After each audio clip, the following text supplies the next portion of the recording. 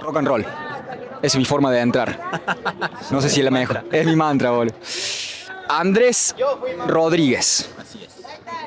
Señor, usted es sacerdote a su corta edad, que quizás sos más grande que yo, pero sos joven y sos sacerdote y me pareció particular en estas épocas donde creo que son pocas las personas que eligen este camino, así que tengo un montón de cosas para preguntarte. También he hablado con pocas personas que tengan como base de su vida la creencia en Dios, o al menos que esté tan involucrada como para estar dentro de la iglesia, así que sos el primero, si la memoria no me falla. Tengo un montón de cosas para preguntarte que por ahí traigo a Dios a colación en un montón de conversaciones que por ahí hay otras cosas para hablar, con vos va a ser el foco de atención.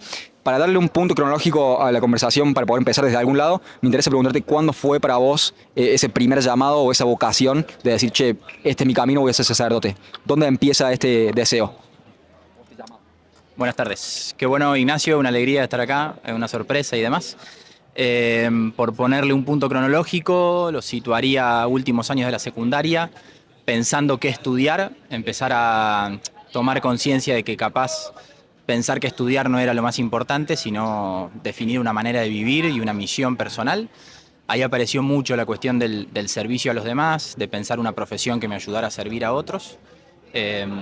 Decidí estudiar comunicación social, pero siempre hubo como una inquietud allí de una dedicación especial al servicio a los otros. Siempre fui una persona creyente, mis padres me llevaron a misa, digamos, me educaron, mi familia, el contexto católico estaba muy claro. Un sacerdote sobre finales en el último año de la secundaria, un poco como que me hace en un momento un reflejo, ¿no? Yo hablo con él, le cuento un par de cosas, deseos que tenía, proyectos, inquietudes y demás, y el cura me dice, bueno, todo esto, ¿no te parece un poco mucho para 17 años, digamos, no? ¿No será que detrás hay un llamado, que tus anhelos, que tus deseos te hablan de algo más profundo, de una consagración un poco más a fondo, del sacerdocio? Bueno, fue la primera vez que consideré esa realidad. Y estuve unos meses pensándola, entre parte miedo, entre parte falta de claridad, a veces no ser del todo bien acompañado en esa primera instancia. Y bueno, el tema pasó, me fui a estudiar a Buenos Aires, comunicación social, y la pincelada ya había estado, digamos, ¿no? La puerta ya había sido abierta y bueno, después de un par de años la crucé. Con 20 años ingreso a la comunidad de los Escolapios, donde actualmente estoy, a empezar a formarme y bueno, pasa que el tiempo pasa y aquí estamos. ¿Cuántos años tenés, hermano? Tengo 33. ¿Será Dios el que te mantiene tan joven, hermano? Porque no pensé ni a palo. Ah, mira, gracias. Yo tengo 27, pensé que estábamos más o menos por ahí, o un poco más abajo. Impresionante, estás recién salido de la caja. Súper bien. Bueno, bien este llamado, me dijiste alrededor de los 20 años, y de ahí, de cabeza. No.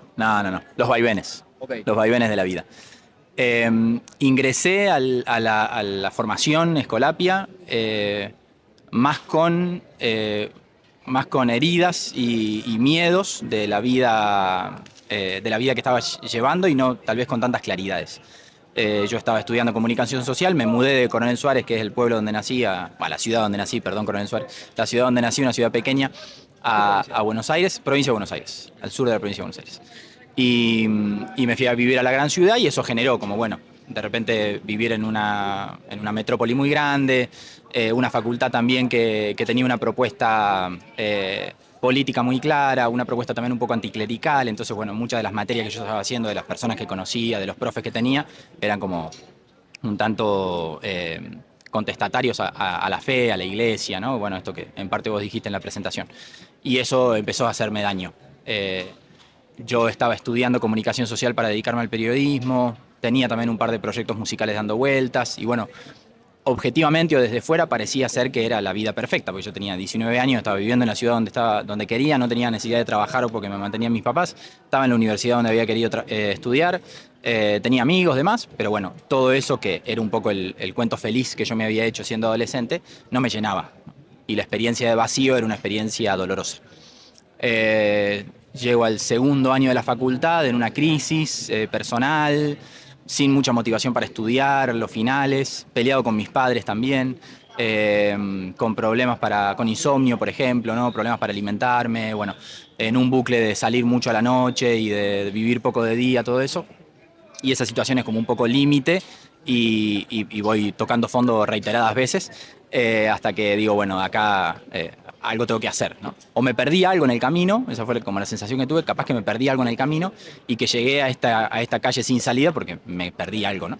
Y ahí volví para atrás y dije, cuando yo tenía 16, 17 años, estuvo la pregunta por el sacerdocio, por la consagración. Capaz que tiene que ver con eso, ¿no? Y bueno, un poco motivado por esa experiencia límite de dolor, digamos, de vacío, y otro poco también queriendo buscar un lugar más sano donde vivir, porque yo estaba muy solo en Buenos Aires, no me estaba pasando bien y demás, es que me ofrecen hacer una experiencia acá en Córdoba con los padres escolapios, y una experiencia como muy libre, es decir, bueno, ir un año, probar, estudiar filosofía, rezar, vivir dentro de una comunidad religiosa, ser acompañado y ver qué onda. Así que yo con 20 años me vine para Córdoba diciendo, bueno, vamos a ver qué onda, ¿no? Y esas pinceladas o esas puertas fueron teniendo un poco más de claridad. Hubo como cosas que me fueron dando certezas iniciales o certezas pequeñas. Y con el paso del tiempo, pero que te digo tiempo, tal vez 6 años, yo dije, bueno, esto capaz que puede hacer, ¿no? No sé si me va a dar el cuero, que es lo que siempre pienso, pero puede hacer, ¿no? Hoy, que ya han pasado 13 años, 14 años de todo eso, digo, bueno, esto es, ¿no? Es lo que Dios quiere, creo que es lo que Dios quiere. Yo quiero querer lo que Dios quiere. No sé si me va a dar el cuero, de nuevo lo mismo, porque la fidelidad personal es siempre una incógnita y algo que hay que pedir sobre todo, pero bueno, el camino nunca fue una cuestión de claridad así o de una revelación así que uno dice, listo y ya está, ¿no? Sino que es más parecido a un bosque, donde uno va encontrando la huella de a poco y hay lugares que dan más temor y hay lugares que dan un poco más de cobijo, de tranquilidad o de certeza. ¿Cuál fue, qué estabas buscando? ¿Era una respuesta a qué hago acá y por qué debería estar vivo? ¿Era una cuestión existencialista de, bueno, necesito un parche para esto, dónde lo encuentro y ahí aparece Dios? ¿O cuál fue la primera esperanza o la motivación? ¿O qué era lo que estabas buscando que lo encontraste en este camino? Sí, una pregunta por el sentido, sin duda. Por el sentido de la existencia, sin duda. Y un poco por el sentido también de los propios talentos o las capacidades. Es decir, bueno, a mí Dios me ha dado cosas y yo no puedo guardarme estas cosas para mí, sino que estas cosas tienen que estar al servicio de los demás. ¿Cómo hago para maximizar ese servicio? Entonces, las capacidades que yo tengo, las cosas que me salen bien, las virtudes, los dones que tengo, que son un racimo, y tampoco son muchas cosas, pero querer ponerlas al servicio de los demás. Entonces, una pregunta existencial personal de decir, bueno, ¿qué onda con mi vida? ¿Qué hago acá? Pero una pregunta también tal vez comunitaria, que tiene que ver más con el servicio a los otros. Y haberme dado cuenta por experiencia personal que la resolución de ambas incógnitas estuvo buscándola por arriba, diría Marechal, ¿no? Como saliendo del laberinto por arriba. Ahí estuvo la respuesta a eso, a mi propia existencia, ser hijo de Dios, y desde ser hijo ser padre, ser sacerdote, y desde la conciencia de mis dones y mis talentos, decir, bueno, esto ha sido dado por Dios y Dios me lo dio para otros, ¿no? Y todo lo que Dios me lo regala para poner al servicio de los demás. Así que, bueno, esa es un poco la dinámica. Me generó también inquietud a lo largo de mi vida encontrar el lugar donde vivirlo, ¿no? Porque, bueno, yo tenía una experiencia eclesial muy clara, siempre había estado en la Iglesia Católica, bautismo, comunión, confirmación y demás. Eso para mí no, y fue siempre una experiencia gozosa la de participar de la Iglesia. La pregunta estuvo ¿dónde, no? Yo en algún momento pensé en lo que se llama el clero diocesano, es decir, el cura párroco que se le conoce, ¿no? Que es el que está en una parroquia, se ocupa de la asistencia de los fieles de la parroquia, de los enfermos de las capillas y demás, o congregaciones o instituciones religiosas que se dedican concretamente a alguna tarea, misión en la Iglesia, ¿no? Los que están abiertos o dedicados explícitamente al cuidado de los enfermos, por ejemplo, o dedicados a la misión y se van a África o se van a otro lado, los que están dedicados a las universidades, como los jesuitas que estamos acá nomás, ¿no?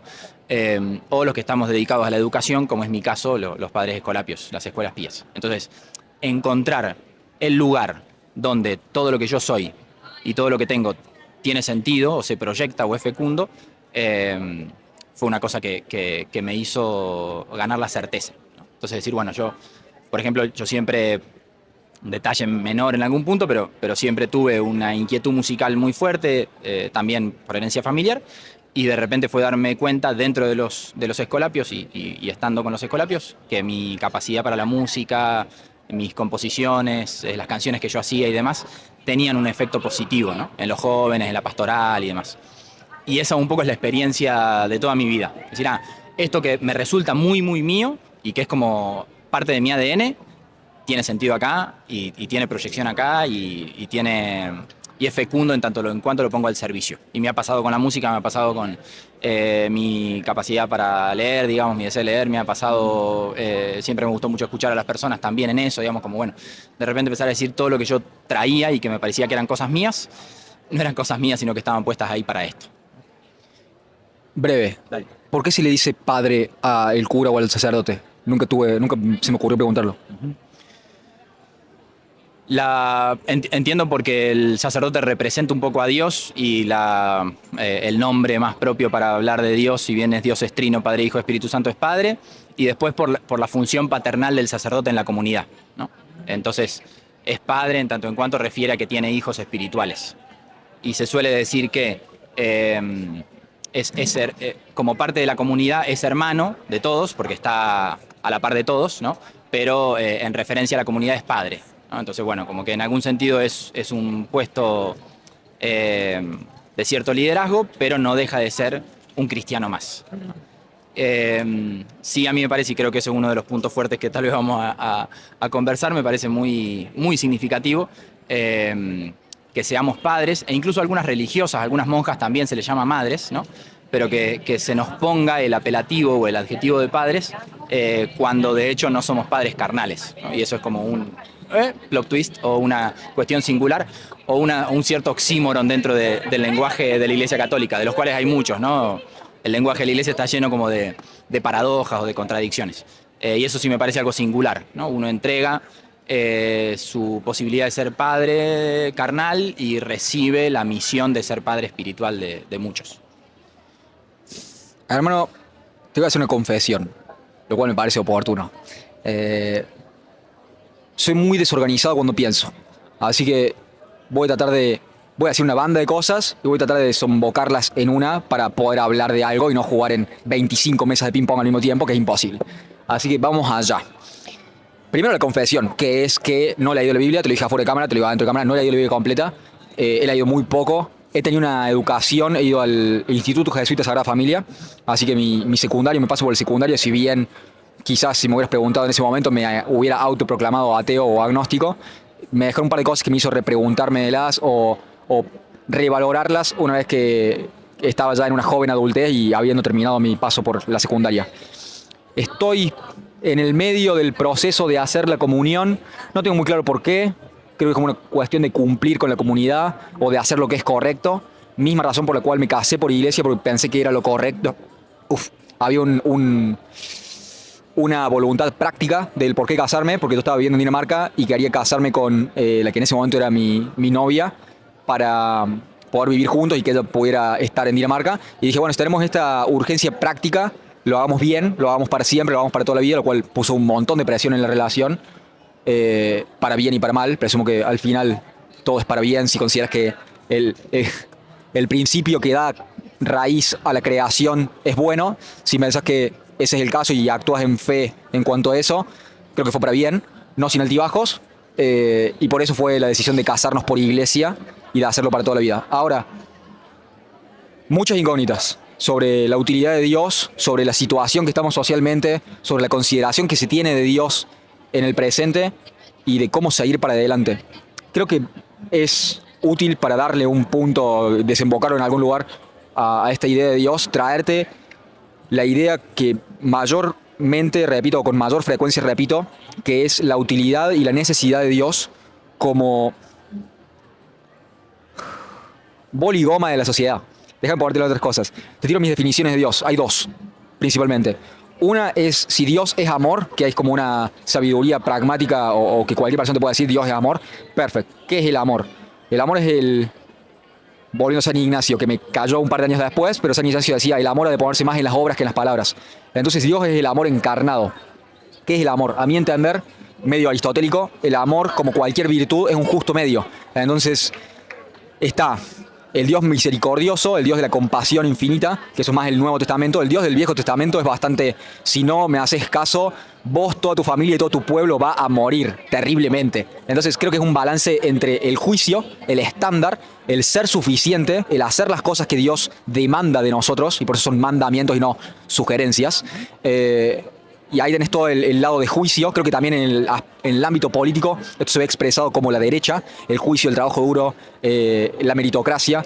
Y la izquierda se ve expresada por la misericordia, la compasión, el entendimiento, el ser suficiente, incluso si no sos perfecto. Pero creo que el amor es un balance perfecto entre estas dos principalidades.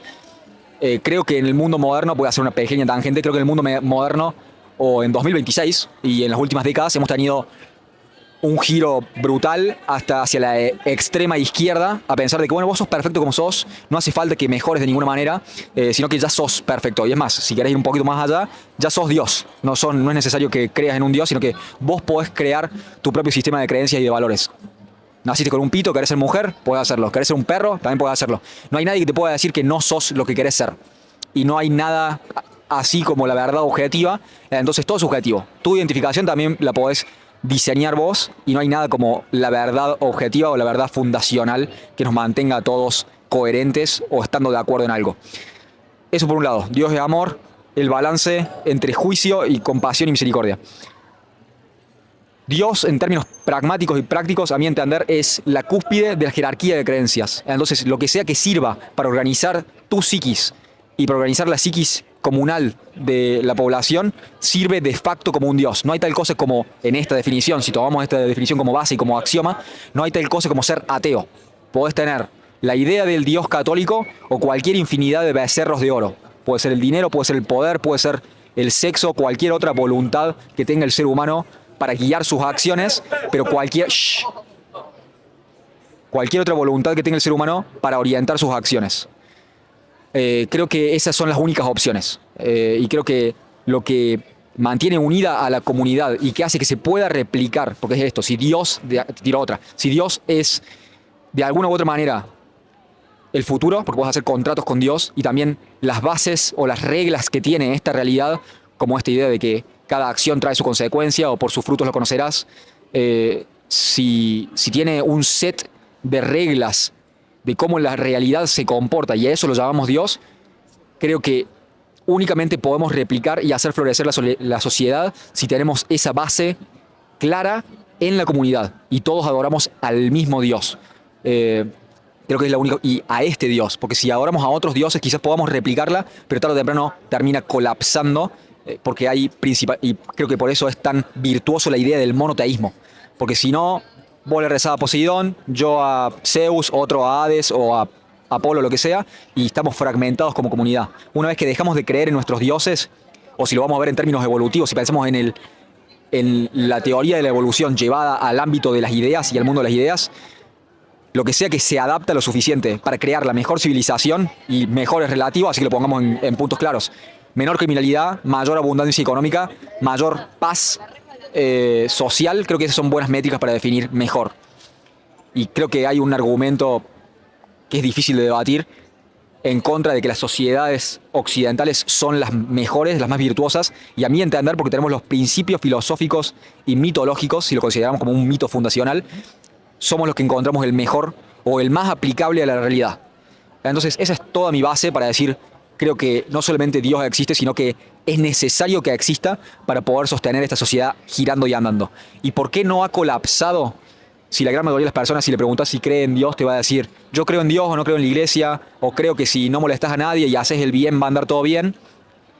Creo que únicamente podemos seguir andando como sociedad, y creo que lo estamos haciendo, digamos, de alguna manera, en el tanque de reserva, pero la forma en la cual la quiero poner, generalmente, que quizás sea una perversión de lo que dijo Nietzsche, creo que estamos viviendo del cuerpo en putrefacción de Dios. Y eso es y porque seguimos encarnando la cristiandad, incluso si no lo decimos expresamente con palabras, incluso si no nos confesamos, si no vamos a misa, o si decimos creo en Dios pero no creo en la iglesia, cualquier variación que elijas, de cualquier manera, la gran mayoría de las personas, si les preguntamos, va a decir que matar está mal, que no deberíamos discriminar a una persona por su sexo o por su color de piel. En tal caso, están encarnando la creencia de que todos somos hijos de Dios, de que somos hechos a imagen y semejanza, independientemente, y esto no es obvio, de nuestro color de piel o de nuestro sexo. Creo que eso es más o menos, palabras más, palabras menos, aproximadamente la completitud de mi forma de entender las cosas y de la necesidad crucial viniendo de Cruz, fundamental, de tener la idea de Dios, y que únicamente podemos sostener la civilización si tenemos una idea de Dios común. Y creo que únicamente hay tiempo limitado en el cual lo podemos hacer sin hacerlo expreso. Por eso creo que hay algo de verdad en decir, bueno, si lo encarnas, ama y haz lo que quieras. San Agustín, si decís, che, yo no creo en Dios, pero hago el bien y el amor está en mi corazón, dale para adelante. Sí, pero si nos olvidamos de por qué creemos lo que creemos, es mucho más propenso que colapsemos y peleemos entre nosotros. Y con esto cierro. Creo que una vez que rompes lo trascendental y lo espiritual y lo que está por encima de lo material y empezamos a entender el mundo como algo con una perspectiva materialista, primero tenemos este problema del posmodernismo que dice que cualquier historia puede ser entendida con múltiples o infinitas interpretaciones. El problema es que no todas las interpretaciones van a tener una aplicabilidad en la realidad que te dé frutos o que te dé buena... Ya cierro, hermano. Disculpa que me estoy yendo un poco. También está esta paja mental y esta masturbación intelectual del deconstructivismo. Deconstruimos, reventamos la bicicleta, la hacemos parte y decimos, wow, mira esta tuerca. Y no tenemos ni puta idea de cómo poner la bicicleta de vuelta junta para que siga andando. Entonces, mucha deconstrucción, poca reconstrucción. Si la perspectiva de la realidad que vamos a tener es de base materialista, primero, ¿a qué vamos a servir? ¿Es a nosotros mismos? ¿Es a los demás? Quizás los demás sea una parte de la metafísica de Dios y del servicio. Ahora, si es materialista, lo que tiende a llenar ese vacío de sentido es algo material, que es la estructura de jerarquía de estatus biológica, que viene de hace 150 millones de años, desde las langostas marinas hasta acá. Nuestra neuroquímica está diseñada igual que las langostas marinas. Entonces, si vamos a caer en la biología y eso es todo lo que existe, entonces ¿por qué no matar, robar y violar en pos de alcanzar el estatus de emperador? Porque lo único que importa es lo que pasa en la Tierra. Entonces, si eso es el caso, lo que tiende a llenar el vacío de sentido y de espiritualidad y de religión es el poder. En tal caso, lo que estamos haciendo acá no es una búsqueda colaborativa en pos de la verdad y del entendimiento más profundo de la realidad, sino lo que estamos haciendo es ganar puntos de reputación. Yo voy a querer verme superior a vos, disminuirte y en ese proceso ganar un punto de reputación y ser más querido por la gente. Creo que eso no es una base sostenible para la civilización. Sobre todo porque los monos actúan de esa manera y cuando un mono es tiránico y no es colaborativo, tiende a terminar en un final de desmembramiento porque dos monos, sobre todo cuando el mono termina siendo viejo, o en el estado comunista, es paranoia porque cualquiera de las personas que no tiene el poder quiere alcanzar el poder, entonces te van a apuñalar por la espalda muy probablemente. Creo que no es la base sostenible para la sociedad. Creo que únicamente podemos seguir adelante, cierro con esto, revivificando, y de vuelta, si te dije que era un exceso de la izquierda, es un exceso de progresismo, de nuevas ideas, sin revivificar lo que nos trajo hasta acá, sin conservar las ideas que nos trajeron hasta acá. Creo que no podemos seguir adelante sin eso, y ese es el cierre, hermano. Creo que esa es mi perspectiva de cómo estamos hoy y de la necesidad de Dios para seguir hacia adelante. ¿Cómo te cae esto? Decime si tenés objeciones, si hay algo en lo cual te parece que hay una falla lógica. Lo que sea que tengas para devolverme, me interesa escucharlo para desestupidizarme. Bien, wow, impresionante, gracias. ¿Alguna, como cositas para decir y después más al nudo? Primero que creo que va a ser como el gran reflejo. Podemos considerar a Dios como una idea, pero tenemos que considerarlo como una persona o como una comunidad de personas, y eso ya no es que invalida el tema de la metafísica, digamos, o del pensamiento lógico. Lo maximiza porque son personas, digamos, que desean un vínculo intelectual y también afectivo. Bueno, eso como un primer matiz. Después, en el Antiguo Testamento, muchos momentos, aparece que el pueblo de Israel hace el mismo razonamiento que vos hiciste sobre qué ponemos en lugar de Dios y cuánto conviene poner al Dios verdadero, que es el Dios de Israel, porque todo lo otro se cae, ¿no? Entonces un poco la experiencia que ellos van teniendo en el contacto con los otros reinos o con las otras civilizaciones, los filisteos, los persas, en algún punto el faraón de los egipcios y demás, es que como son idólatras, como están adorando un dios falso, en última instancia, por más de que el pueblo elegido es pequeño, es medio sonso, de que David tenía 15 años, igual termina matando con un ondazo un gigante, ¿no? Entonces, bueno, es confirmación constante de que los combates de las civilizaciones son en última instancia el Dios verdadero triunfando sobre los dioses falsos, ¿no? Y bueno, esto también está en los profetas, en sueños que tienen los profetas. Hay un sueño, no me acuerdo si de Ezequiel o Jeremías, de un gigante que tenía como, era pies de barro y lo otro de bronce, y se vino a pique porque la cabeza no estaba Dios en la cabeza, ¿no? Bueno, como hay una constancia o una constante en ese mismo razonamiento. Y después otra pincelada, que es uno de mis grandes temas teológicos, es que yo no estoy de acuerdo en que el Dios del Antiguo Testamento sea juicio y el Dios del Nuevo Testamento sea misericordia.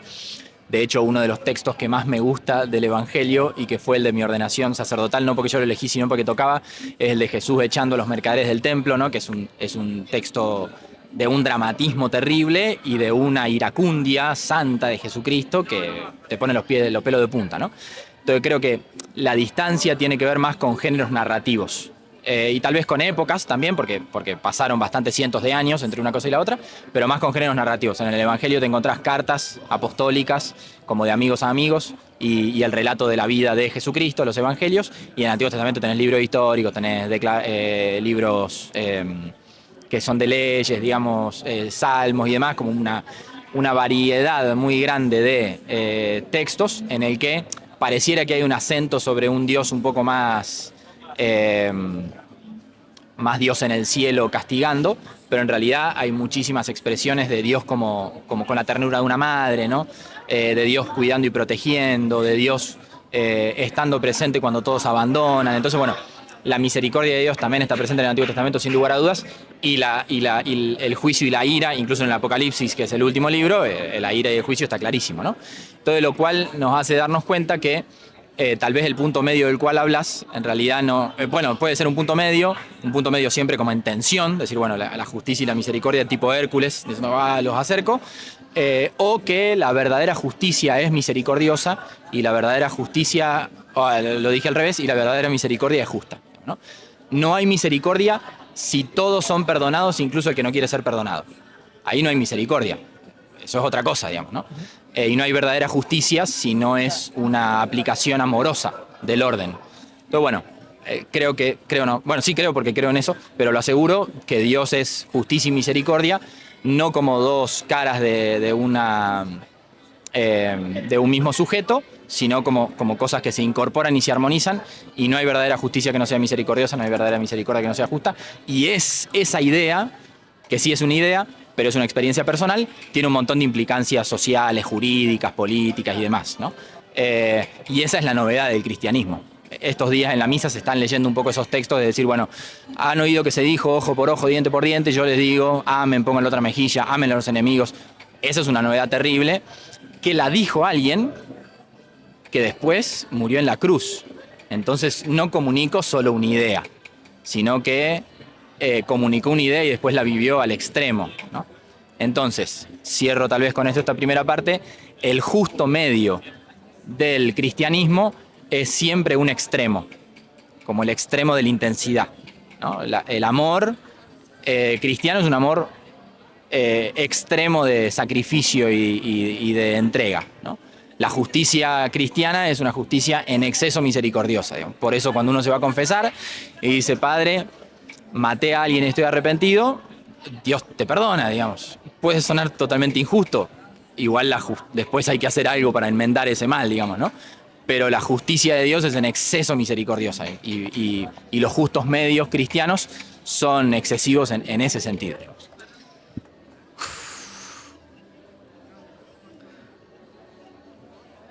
Creo que caímos en el mismo punto, creo que estamos de acuerdo en esto. Y dijiste, ninguna misericordia es verdadera si no es justa, y ninguna justicia es verdadera si no es misericordiosa. Creo que estamos en el mismo punto. La verdad, el amor, la belleza, creo que son todos sinónimos de Dios. Entonces, si es verdadero o si es real, en otras palabras, tiene que ser ambas al mismo tiempo. Creo que estamos en la insistencia de la misericordia suicida, hoy por hoy. De decir, no, bueno, estás bien como sos. No hay nada que puedas hacer para estar mejor o para ser mejor. Nadie va a demandar eso de vos. Lo que vos quieras hacer, hacelo porque nadie te puede decir qué hacer. Nadie, siendo un ataque expreso para mí, o quizás implícito, a Dios. porque Él es el que te dice qué deberías hacer. Y eso nos pone muy incómodos en el mundo moderno, sobre todo cuando creemos que cualquier tipo de creencia metafísica que teníamos en el pasado como civilización y por miles de años, hoy es viste como una superstición. Bueno, una gilada, se contaban cuentos, no sabían que las nubes estaban hechas de H2O, entonces creían que Dios hacía llover y era un viejo barbú en las nubes. Creo que cualquier persona y creo que lo mencionaste, cualquier persona que trate de ver a la Biblia como, quizás no lo mencionaste, disculpa si lo estoy haciendo, cualquier persona que quiera leer la Biblia como algo objetivo, como una descripción científica, está errado. No es eso, es mucho más profundo. Y de hecho la ciencia emerge de la religión. ¿Por qué? Porque para tener una ciencia tenés que tener un axioma de base de que uno, la realidad puede ser entendible, inteligible. Dos, de que hacer ese proceso es bueno. Tres, lo tenés que enmarcar en un sistema moral de creencias. Porque ¿por qué no desmembrar a un ser humano vivo y también tener descubrimientos en el proceso de hacerlo? Porque la ciencia no tiene moralidad. Alemania nazi es un experimento de eso. El comunismo es un experimento de eso, que es de base científica. El nuevo hombre es de base científica. Japón en la Segunda Guerra Mundial también hizo un montón de experimentos biológicos con seres humanos bastante poco éticos dentro de la ética cristiana. Entonces, la ciencia únicamente se puede mover hacia adelante teniendo un encuadre moral sobre el cual hacerlo. Si no, vamos a hacer cualquier tipo de experimentos poco éticos y justamente hacer un mal a la sociedad. Entonces tiene que estar encuadrado sobre un bien común. Creo que hay muchas formas en las cuales el modernismo se pega tiros en el pie sin darse cuenta, pero creo que es por ahí. Mi forma de ver las cosas, no fui a la universidad, así que podrán tener eso a favor mío. Suerte con eso. Fuera de eso, te quiero poner a disposición esto de que por ahí es muy, en inglés se dice puzzling, que es como un rompecabezas o que es paradójico para muchas personas, que Dios es uno y es un monoteísmo, pero con 3 patas o con 3 personas que tienen una misma naturaleza, pero son 3 personas distintas. A mi entender, eso se entiende como, la forma en la cual yo lo encuadro para tener un sentido de qué significa todo eso, es que Dios Padre hace referencia a la abstracción del bien en sí mismo como una idea. Que es una idea muy grande, boludo, porque es el bien en sí mismo, es el principio creador, es el que rige el universo y varias otras cosas y otras definiciones de Dios Padre, pero creo que en sí es una abstracción del bien en sí mismo. Creo que Dios Hijo es la encarnación de ese bien, el ser humano perfecto y ahí me vas a matar con lo teórico y corregime, que es como mitad humano, es o completamente humano y completamente Dios al mismo tiempo, pero es el arquetipo del héroe, en términos junguianos, es la encarnación del héroe perfecto, el momento de la historia en la cual la ficción o las narrativas se unen con la historia de los hombres. Hay un montón ahí, hay un montón de simbolismo ahí, es brutal.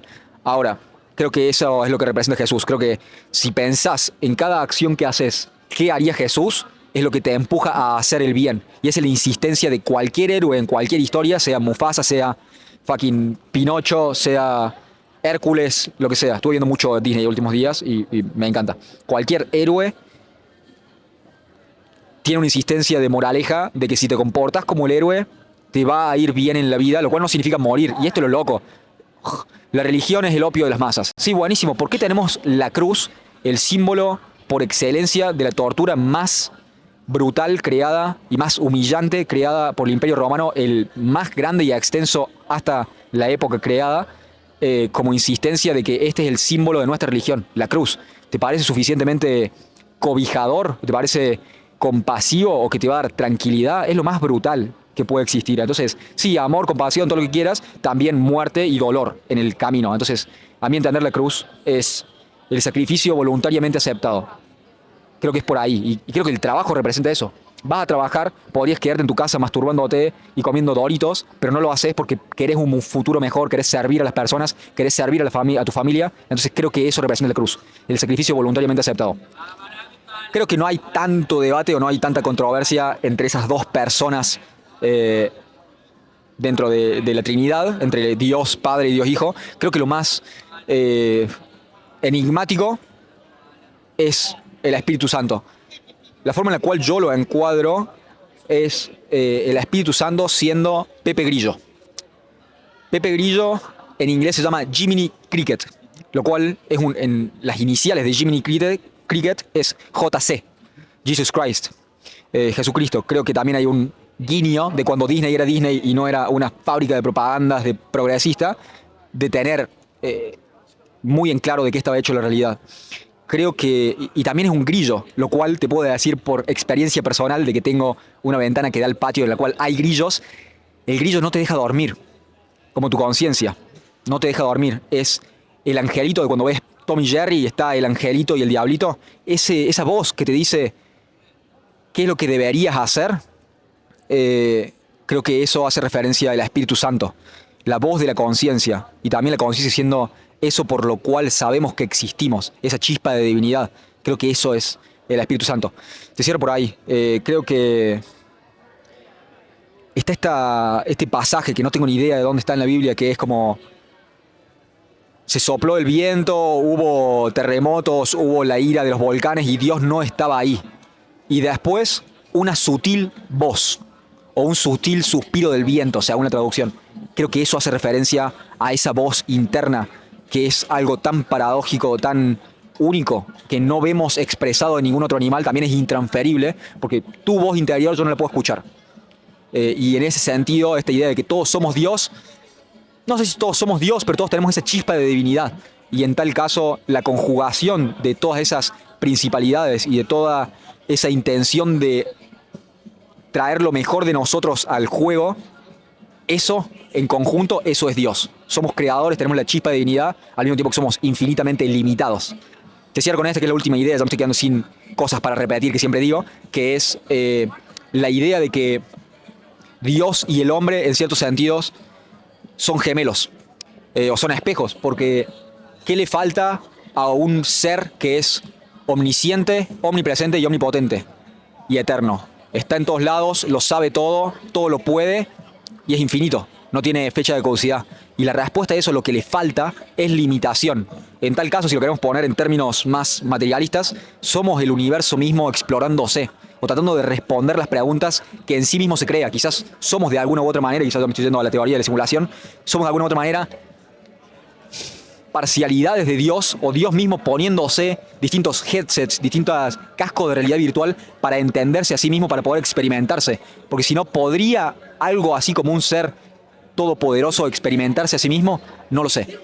Pero todas estas cosas son las que yo entiendo por Dios y el cómo encuadro la Santa Trinidad, la Santísima Trinidad, en una persona. Eso es todo, hermano. Me quedé sin.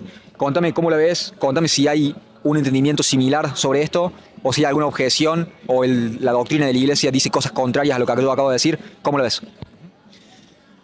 Dicen los padres de la Iglesia, que son los primeros teólogos, los primeros siglos de la Iglesia. A los teólogos se les dice padres de la Iglesia. Hay un adagio que a mí siempre me hace estremecer, que del inefable hay que hablar, y del inefable con mayúscula, digamos, ¿no? O sea, del que no se puede decir nada hay que hablar. Y el ejercicio de la teología es ese, estar hablando de quien no tenemos palabras. Hay palabras que han sido reveladas, ¿no? Jesucristo, cuando habla de Dios, dice Padre. De alguna manera también está presente el nombre del Espíritu Santo en el Evangelio, ¿no? En esto, bueno, toda la crítica textual, ciertas ramas del protestantismo, digamos, también dicen que no está tan claro ahí, sí en la tradición de la Iglesia, sin lugar a dudas. Y lo cierto es que es muy difícil no pisar el palito, digamos, o no caer en la banquila y no terminar como queriendo meter a Dios dentro de las categorías humanas, ¿no? Entonces hay que pensarlas más como explicaciones o descripciones de lo que yo puedo ver, sabiendo que Dios sigue siendo misterio. Yo cuando aprendí esto, estudiando teología, fue una de las cosas que más me impactó, porque para mí estaba muy claro decir, bueno, Dios es misterio, pero Dios se reveló, entonces ya lo conocemos. Y la cuestión no es así, ¿no? O sea, Dios es misterio, se reveló y continúa siendo misterioso, porque es algo suprarracional, digamos, ¿no? Está más allá de nuestras capacidades. Y no tiene que ver con que Dios sea incoherente y lógico, sino que tiene que ver con que Dios es justamente infinito y es más grande que el ser humano. E incluso casi que la pieza de garantía de que Dios no es creación del ser humano es que no lo podemos, o sea, en sede católica no se puede explicar tan claramente, ¿no? Entonces, bueno, ha habido y hay ríos de tinta sobre esto, si persona y naturaleza son las mejores maneras de entenderlo, ¿no? Si Padre, Hijo y Espíritu Santo son como los únicos nombres o las únicas designaciones. Lo cierto es que hay que decir es que Dios es trinitario en un sentido de comunidad, ¿no? Es un amor que continuamente se está dando incluso dentro de la Trinidad. Y que el Padre es Padre porque es Padre del Hijo, y el Hijo es Hijo porque es Hijo del Padre, y esa es la relación fundamental y constituyente, y que el amor de ambos es tan grande, dirían algunos, que se vuelve una persona. No vuelve entendiéndola como algo que no estaba y después está, ¿no?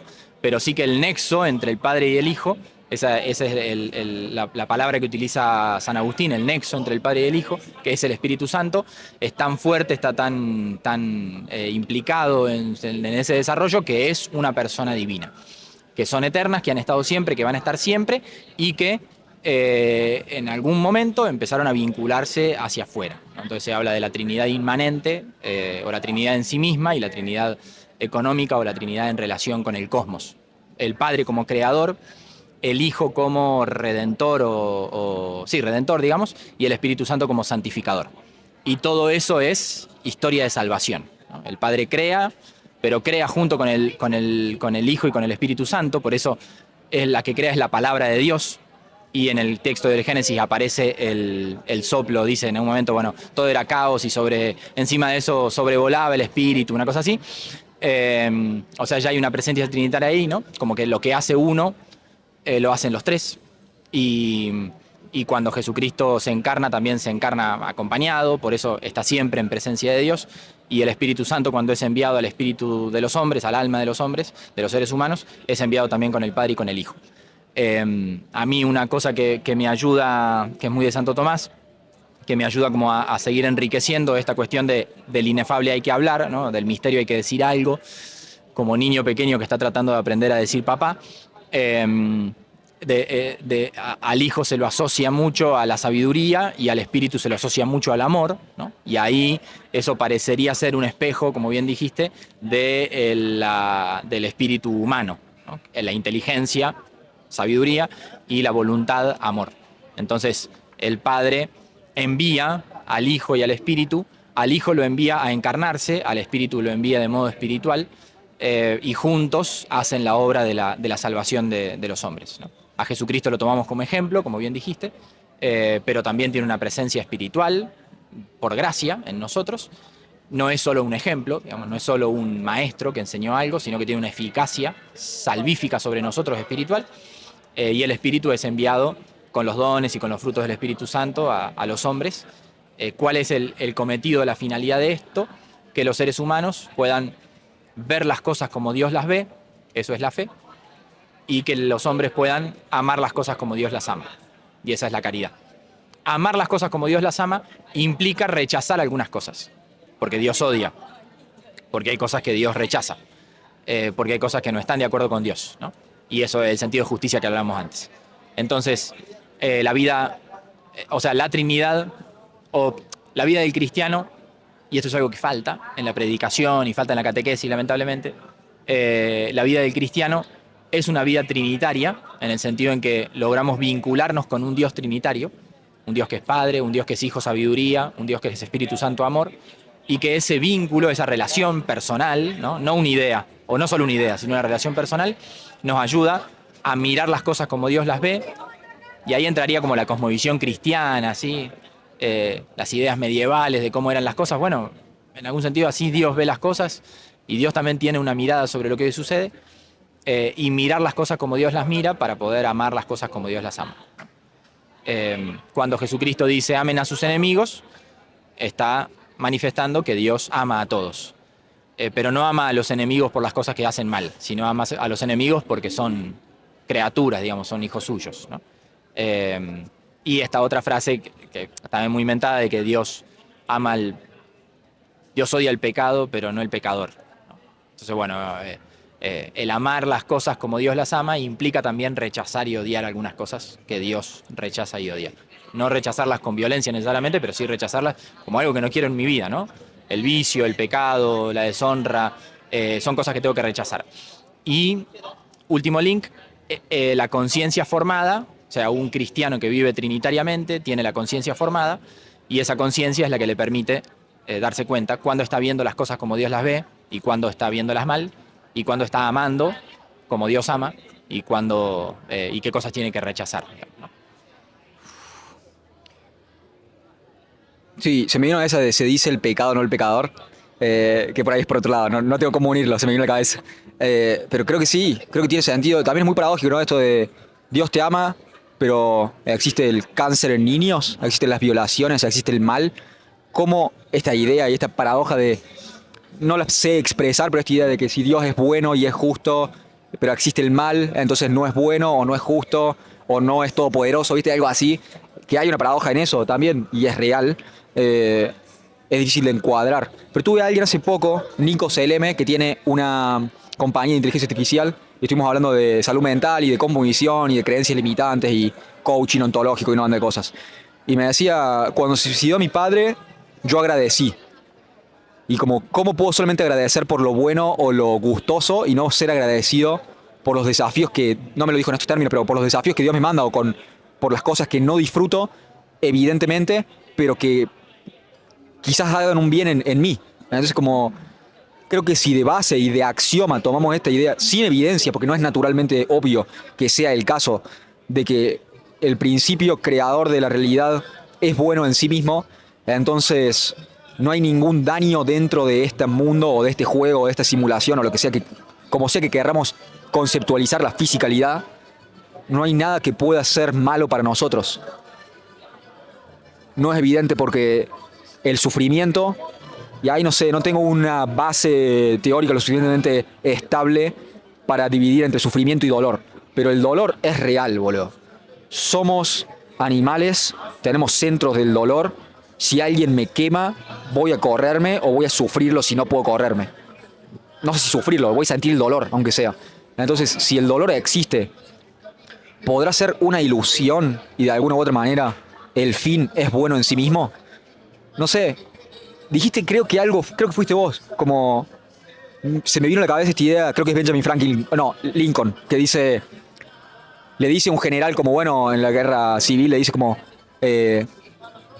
nosotros tenemos a Dios de nuestro lado.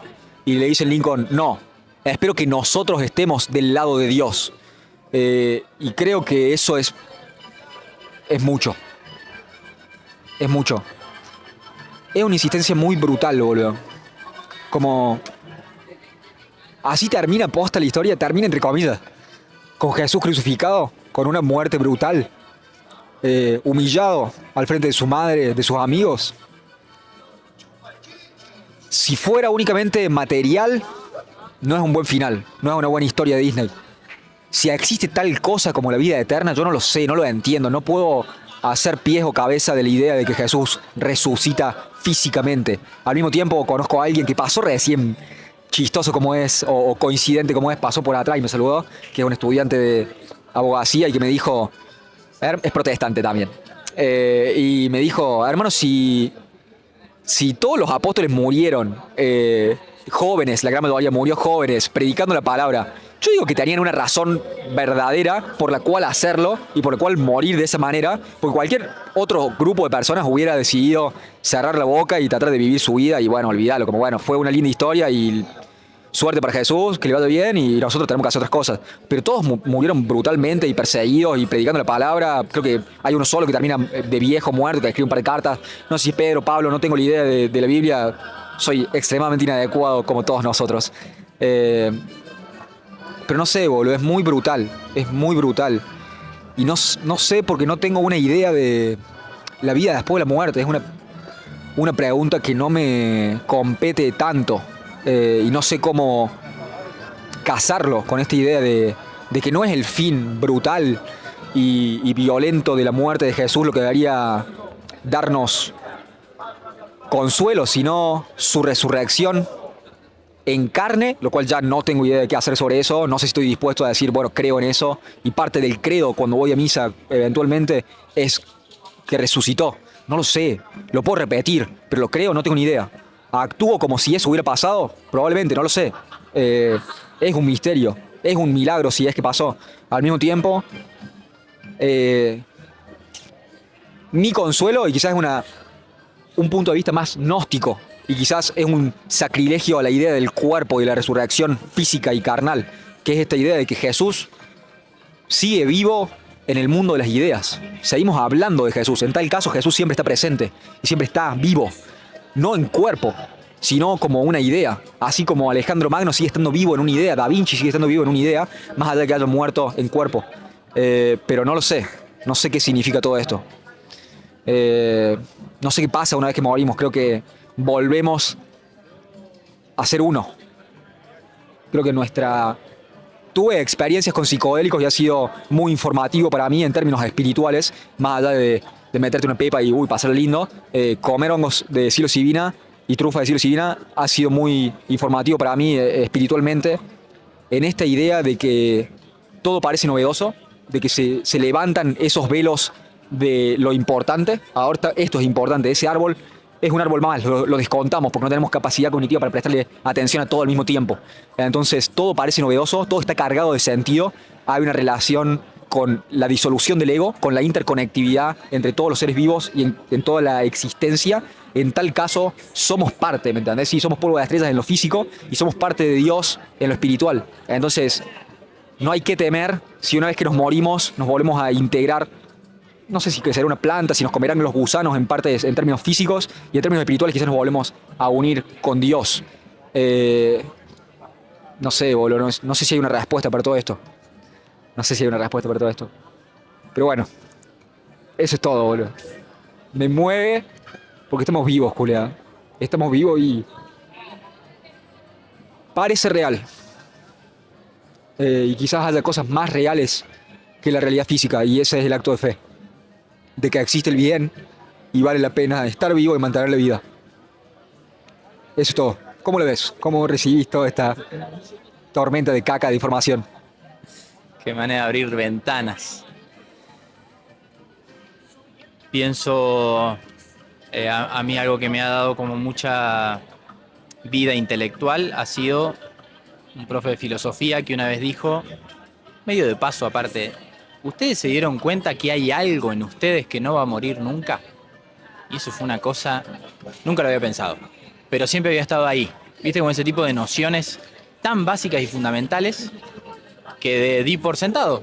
Hay algo en mí que no va a morir nunca. Y también esa toma de conciencia, o sea, primero es una aseveración personal, experiencial, si querés, psicológica, de la vida eterna o de la permanencia, pero también de la caducidad de esto que vivimos. Y afirmar la vida eterna en la vida cristiana es como tomar conciencia del más allá, pero también es darle verdadera densidad al más acá. En el sentido en que se acaba y en que, o sea, se acaba y ya fue en un punto, pero en otra se acaba y hay que tener cuidado porque se acaba, digamos, ¿no? Y hay que aprovecharlo bien, digamos. Entonces, bueno, como que la vida eterna para el dogma cristiano implica también una afirmación enjundiosa sobre la vida actual, ¿no?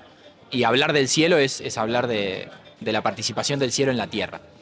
Y pensar que hay algo en mí que no se va a morir nunca es también darme cuenta que hoy ya estoy viviendo esa realidad.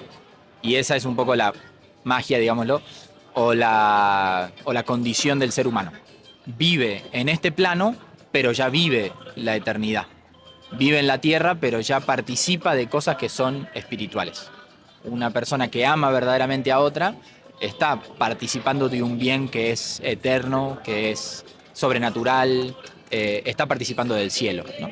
De la vida religiosa se dice mucho que, bueno, hay una frase así más al pasar, pero vivir con los pies en la tierra pero los ojos en el cielo, una cosa así, pero la vida religiosa tiene mucho esta consideración de que hay que vivir en la tierra como si estuviéramos en el cielo, que es un poco lo que se dice en el Padre Nuestro, ¿no? Hágase tu voluntad en la tierra como en el cielo, o sea, estar en la tierra como si estuviéramos en el cielo.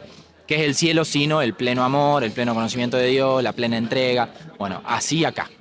Bueno, diría ese par de ideas así como entre experienciales y teóricas. Y de lo primero, a la cuestión del mal, a mí me parece que juega muy a favor del cristianismo porque casi que es el único que tiene una respuesta desde el inicio, digamos. No es una boleta que alguien le pueda endilgar, decir, venía a hablar del mal, porque ya está en el mito fundacional, que si querés lo ponemos en estos términos, a nivel de género literario, que es el Génesis, que es cierto, es verdadero, pasó, ya está el tema del mal ahí, ¿no? O sea, ya hay una explicación sobre eso. Después, a nivel lógico, vos hablabas de esto, bueno, Dios es bueno, Dios es poderoso y demás.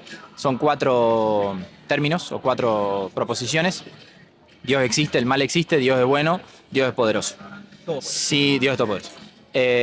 Si Dios existe y el mal existe, o Dios no es bueno y por eso existe el mal, o Dios no es todopoderoso y por eso existe el mal. Esa es, o sea, los cordones atados y al piso todo el tiempo, ¿no? La situación está ahí en cómo, bueno, el mal existe, pero no en los mismos términos que Dios, no como un principio, al igual que Dios, esto lo dijiste vos hace un rato, sino como un principio anterior. No es el yin y el yang, sino que el mal es una cosa posterior a la creación, digamos, ¿no? Surge en la creación a través de un acto libre. Y después, lo del mal a mí también me estremece mucho. Pienso que a veces hay que enfocar la realidad del mal o la pregunta apologética por el mal en el mal que yo hago. Porque bueno, hay una cuestión como decir, Dios no existe porque están las guerras, ¿no? Dios no existe por... pero yo tomo conciencia de la cantidad de mal que hago, no de los errores que tengo, sino de las veces que verdaderamente hago las cosas mal a propósito, digamos, ¿no? Y hago por lastimar a otro, y hago por ser infiel, digamos. Y el mal que hago es muy grande. Y eso me estremece. Esa experiencia de la propia iniquidad. A mí Dios me ha dado tanto y sin embargo yo soy tan... le doy tanto la espalda, digamos. Es la experiencia de los apóstoles, que lo abandonan a Jesús y muere solo. Es la experiencia del Antiguo Testamento en que el pueblo elegido todo el tiempo estaba haciendo, o sea, un becerro de oro, digamos, prender un poco de incienso a algún otro dios por si las dudas. Y esa es mi experiencia personal, ¿no? Hago mucho más mal del que quiero y hago mucho más mal del que Dios se merece con todo lo que me ha dado, ¿no? Y a mí ese me parece el punto más misterioso, más que la guerra. La experiencia personal de un mal que me tiene atenazado y que no me suelta, ¿no? Y de un Dios que es tan bueno y sin embargo yo soy tan infiel a la bondad que Dios me da.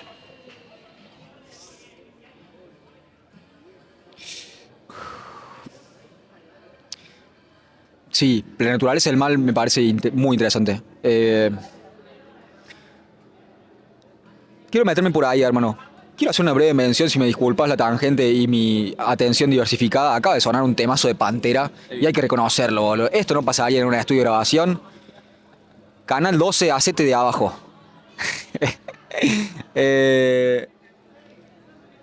Sí, no sé cómo entenderlo. Creo que está también esta idea del determinismo y del libre albedrío.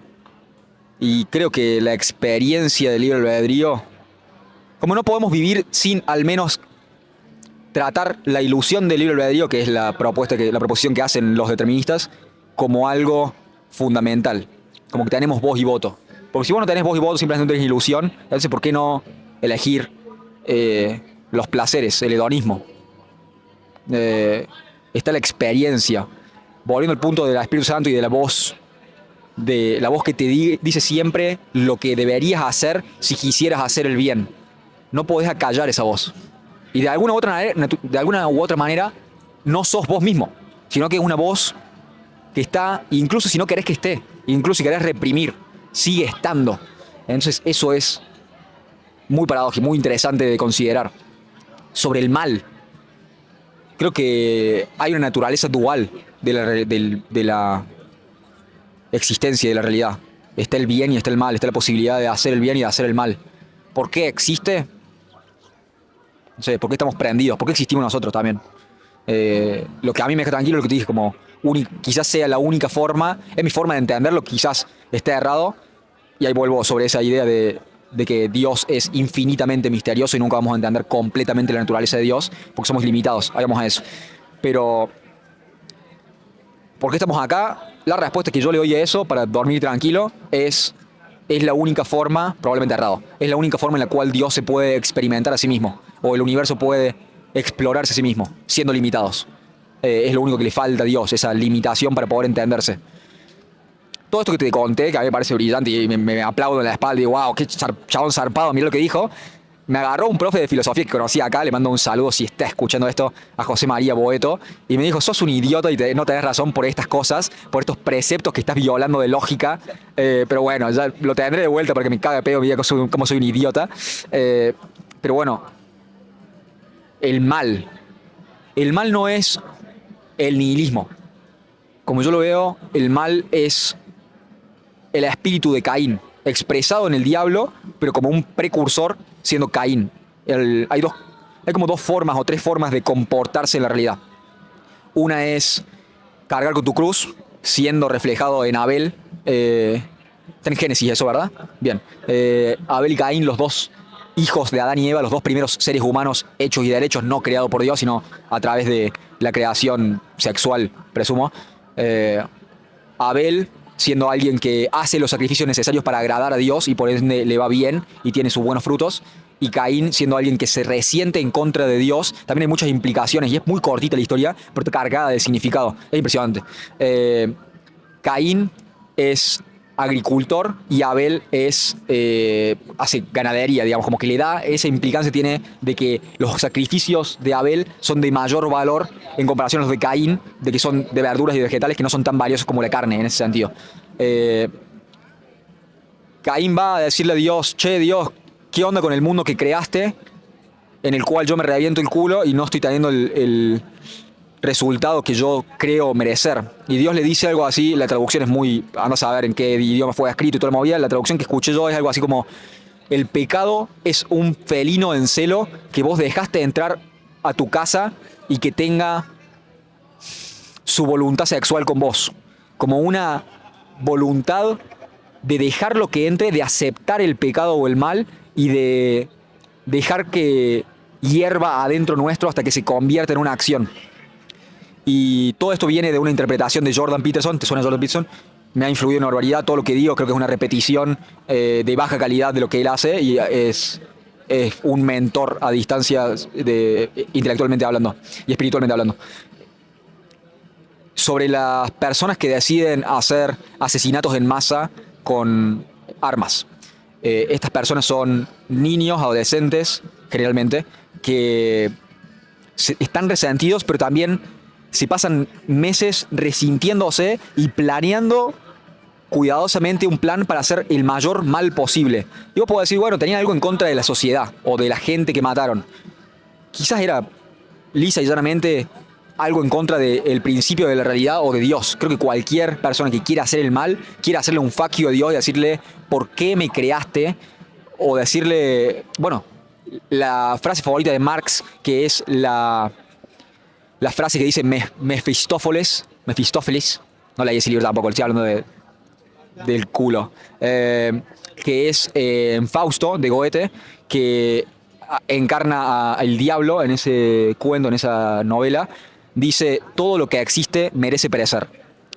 Dato curioso, era la frase favorita de Marx. Paradójico que tenía la buena intención del pueblo en mente y de la liberación del trabajador y una ideología que termina matando a un montón de personas. Creo que ese es el espíritu del diablo.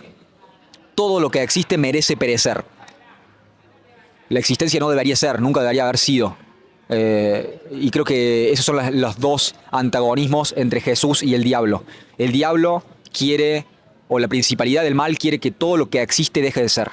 Y la principalidad del bien quiere que toda la creación y la vida florezca. Creo que esas son las dos principalidades. Después en el medio, en el gris, en el centro, en el punto cero, lo que creo que existe es el nihilismo. Es como decir, bueno, voy a hacer el bien y voy a ir para adelante y voy a cargar con mi propia cruz, incluso si me mata. Y del otro lado decís, bueno, voy a hacer la mayor cantidad de mal posible antes de suicidarme y de morir y resentirme en contra de Dios. Y el medio es, no le encuentro sentido a la vida. En tal caso prefiero desaparecer. Y creo que eso evolutivamente es un camino sin salida que te lleva a quitarte la vida si no sabes resolverlo, esa cuestión del sentido de vida.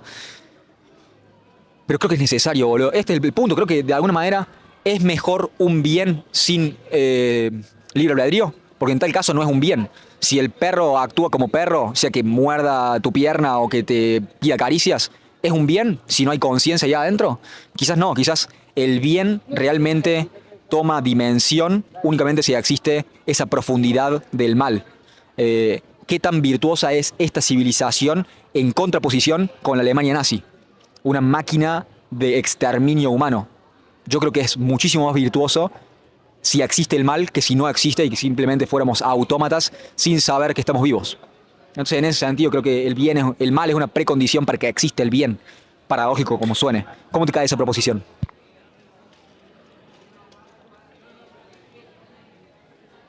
Creo que esa pone en igualdad de condiciones mal y bien. Y si el mal es una condición para que exista el bien ontológicamente, estamos en un problema porque entonces Dios no es ni bueno ni todopoderoso. Déjame decir, puedo arreglar. Para mí es como de alguna manera esta idea de si el principio de la realidad y la realidad en sí misma es buena, nada de lo que te pueda pasar, incluso si en términos humanos parece malo, es malo realmente. Entonces, de alguna u otra manera, y es terrible, y cualquier persona que diga esto va a decir sos un imbécil, porque de alguna u otra manera implica que todo el mal que fue hecho es para un bien mayor. Entonces, buenísimo, los campos de concentración fueron para un bien mayor, las violaciones fueron para un bien mayor, el cáncer infantil es para un bien mayor. Creo que sí, incluso si es incómodo de admitirlo, creo que al final está el plan de Dios y el plan de los hombres, como hablamos antes. Entonces, como lo que parece para los hombres algo terriblemente malo, creo que al final, y es paradójico y quizás no tenga sentido, cualquier cosa que hagas es parte de un bien mayor, incluso si lo querés o no lo querés. Entonces, ahí tenés como una cuestión de libre albedrío de la boca para afuera, de lo que yo estoy diciendo, y una contraposición de que al final nada importa, sino de que todo es parte del plan de Dios, y Dios sabe lo que vas a hacer, incluso si vos no sabes lo que vas a hacer. No sé cómo casar y cómo integrar estas dos cosas al mismo tiempo. No lo sé. Te voy a pedir, hermano, porque nos vamos a quedar sin batería, que me des 2 segundos para cambiar la batería de la cámara. Así seguimos. ¿Puede ser? Me da la respuesta a eso. Hermano, estamos de vuelta. Estamos de vuelta. Cambiamos la cámara. Fui a hacer pis. Soy un hombre nuevo. Tengo un poquito de pis en mis pantalones, pero eso no lo vamos a mencionar. Comí un par de caramelitos para activar el azúcar en mi cerebro y estamos de vuelta. Estamos bien musicalizados. Está sonando Preso en mi ciudad y bueno, bien ahí, súper bien. Hermano, te dejé al medio de que me dieras la devolución. Disculpas por eso. No le voy a contar a nadie que me cagaste a palos en el corte diciendo, por favor, déjame hablar, estás hablando de una barbaridad. No le voy a decir a nadie eso. Pero, por favor, contame cómo lo ves y cómo te suena esta idea del bien y el mal y de el determinismo y el libre albedrío y si en realidad todo es bueno, incluso si nuestra percepción del mal existe. ¿Cómo atás todo esto? Mentira que te dije algo en el corte. Escúchame, unos datitos teológicos antes de cosas que dijiste que estuvieron muy buenas. Caín y Abel, para mí es terrible, impresionante. ¿Cómo se pueden decir tantas cosas en tan poco? Hay un asunto de símbolo que me resulta muy potente, que tiene que ver con las ovejas y con la ganadería, ¿no? La agricultura, que es lo que hacía Caín, tiene como una cuestión de afincarse en la tierra y medio de inmanencia, ¿no? De querer dominar y de, como, bueno, establecerse, mientras que Abel, que era pastor, era mucho más nómade y tiene una consideración de la peregrinación, ¿no? No porque sembrar esté mal, sino porque está queriendo referir a maneras distintas de asumir la vida y asumir el cosmos, ¿no? Con la agricultura, el símbolo de decir, bueno, yo me afinco acá y esto es todo cuanto existe, la tierra, ¿no? Mientras que el nómade tiene la cuestión de peregrinar, de ir un poquito más allá, de ir buscando, descubrir nuevas cosas. Y el pueblo elegido, y Jesucristo, siempre tuvo mucho lo del camino, lo de la peregrinación, lo del andar, ¿no? Lo de no tener casa, no tener madriguera, como dice, ¿no? E incluso a los cristianos, el primer título que recibieron antes de llamarse cristianos fue los del camino, ¿no? En Hechos de los Apóstoles aparece. Hablan de los del camino, porque Jesucristo había dicho yo soy el camino, bueno, eso por un lado. Y después, o sea que además Caín comete un mal porque en la agricultura él cree que la vida es esto, la tierra, ¿no? Y ahí está su pérdida de relación con Dios, en la inmanencia, ¿no? En el materialismo. Puedo preguntar porque no entiendo del todo, lo he escuchado un par de veces. ¿Qué significa inmanencia, boludo? ¿Es algo que no le entran balas? ¿Algo como que es impermeable? Es el término opuesto a trascendencia. Entonces es la afirmación de que lo único que existe es este plano, que no hay nada más allá, por decir expresiones, y es como un adjetivo para el cientificismo, ¿no? O sea, todo cuanto existe es lo que se puede medir, contar, cortar, ¿no? Y en ese sentido es algo como cerrado sobre sí mismo, porque bueno, no hay nada más allá, digamos, no hay dos planos. Bueno, esto en la historia de la filosofía está Parménides, que en algún punto era inmanentista. Después vino Platón con el mundo de las ideas y el mundo y los dos planos. Bueno, ahí también está ese dato. Y después lo que me pareció luminoso y que creo que ayuda mucho a entender la realidad del mal es que diablo, la palabra viene de diabolos, que significa división. Entonces, el diablo siempre está tratando de dividir. Y en algún punto la muerte es división, ¿no? El alma por un lado, el cuerpo por el otro, y filosofía de la naturaleza Aristóteles, la materia y la forma, todo cuanto existe es materia y forma, ¿no? Y el diablo quiere dividir eso porque quiere que no haya una creación, ¿no? Que es eso que vos dijiste. El diablo no solamente está interesado en que no haya bien, está interesado en que no exista nada, porque está en contra de Dios. Y eso lo logra dividiendo, separando.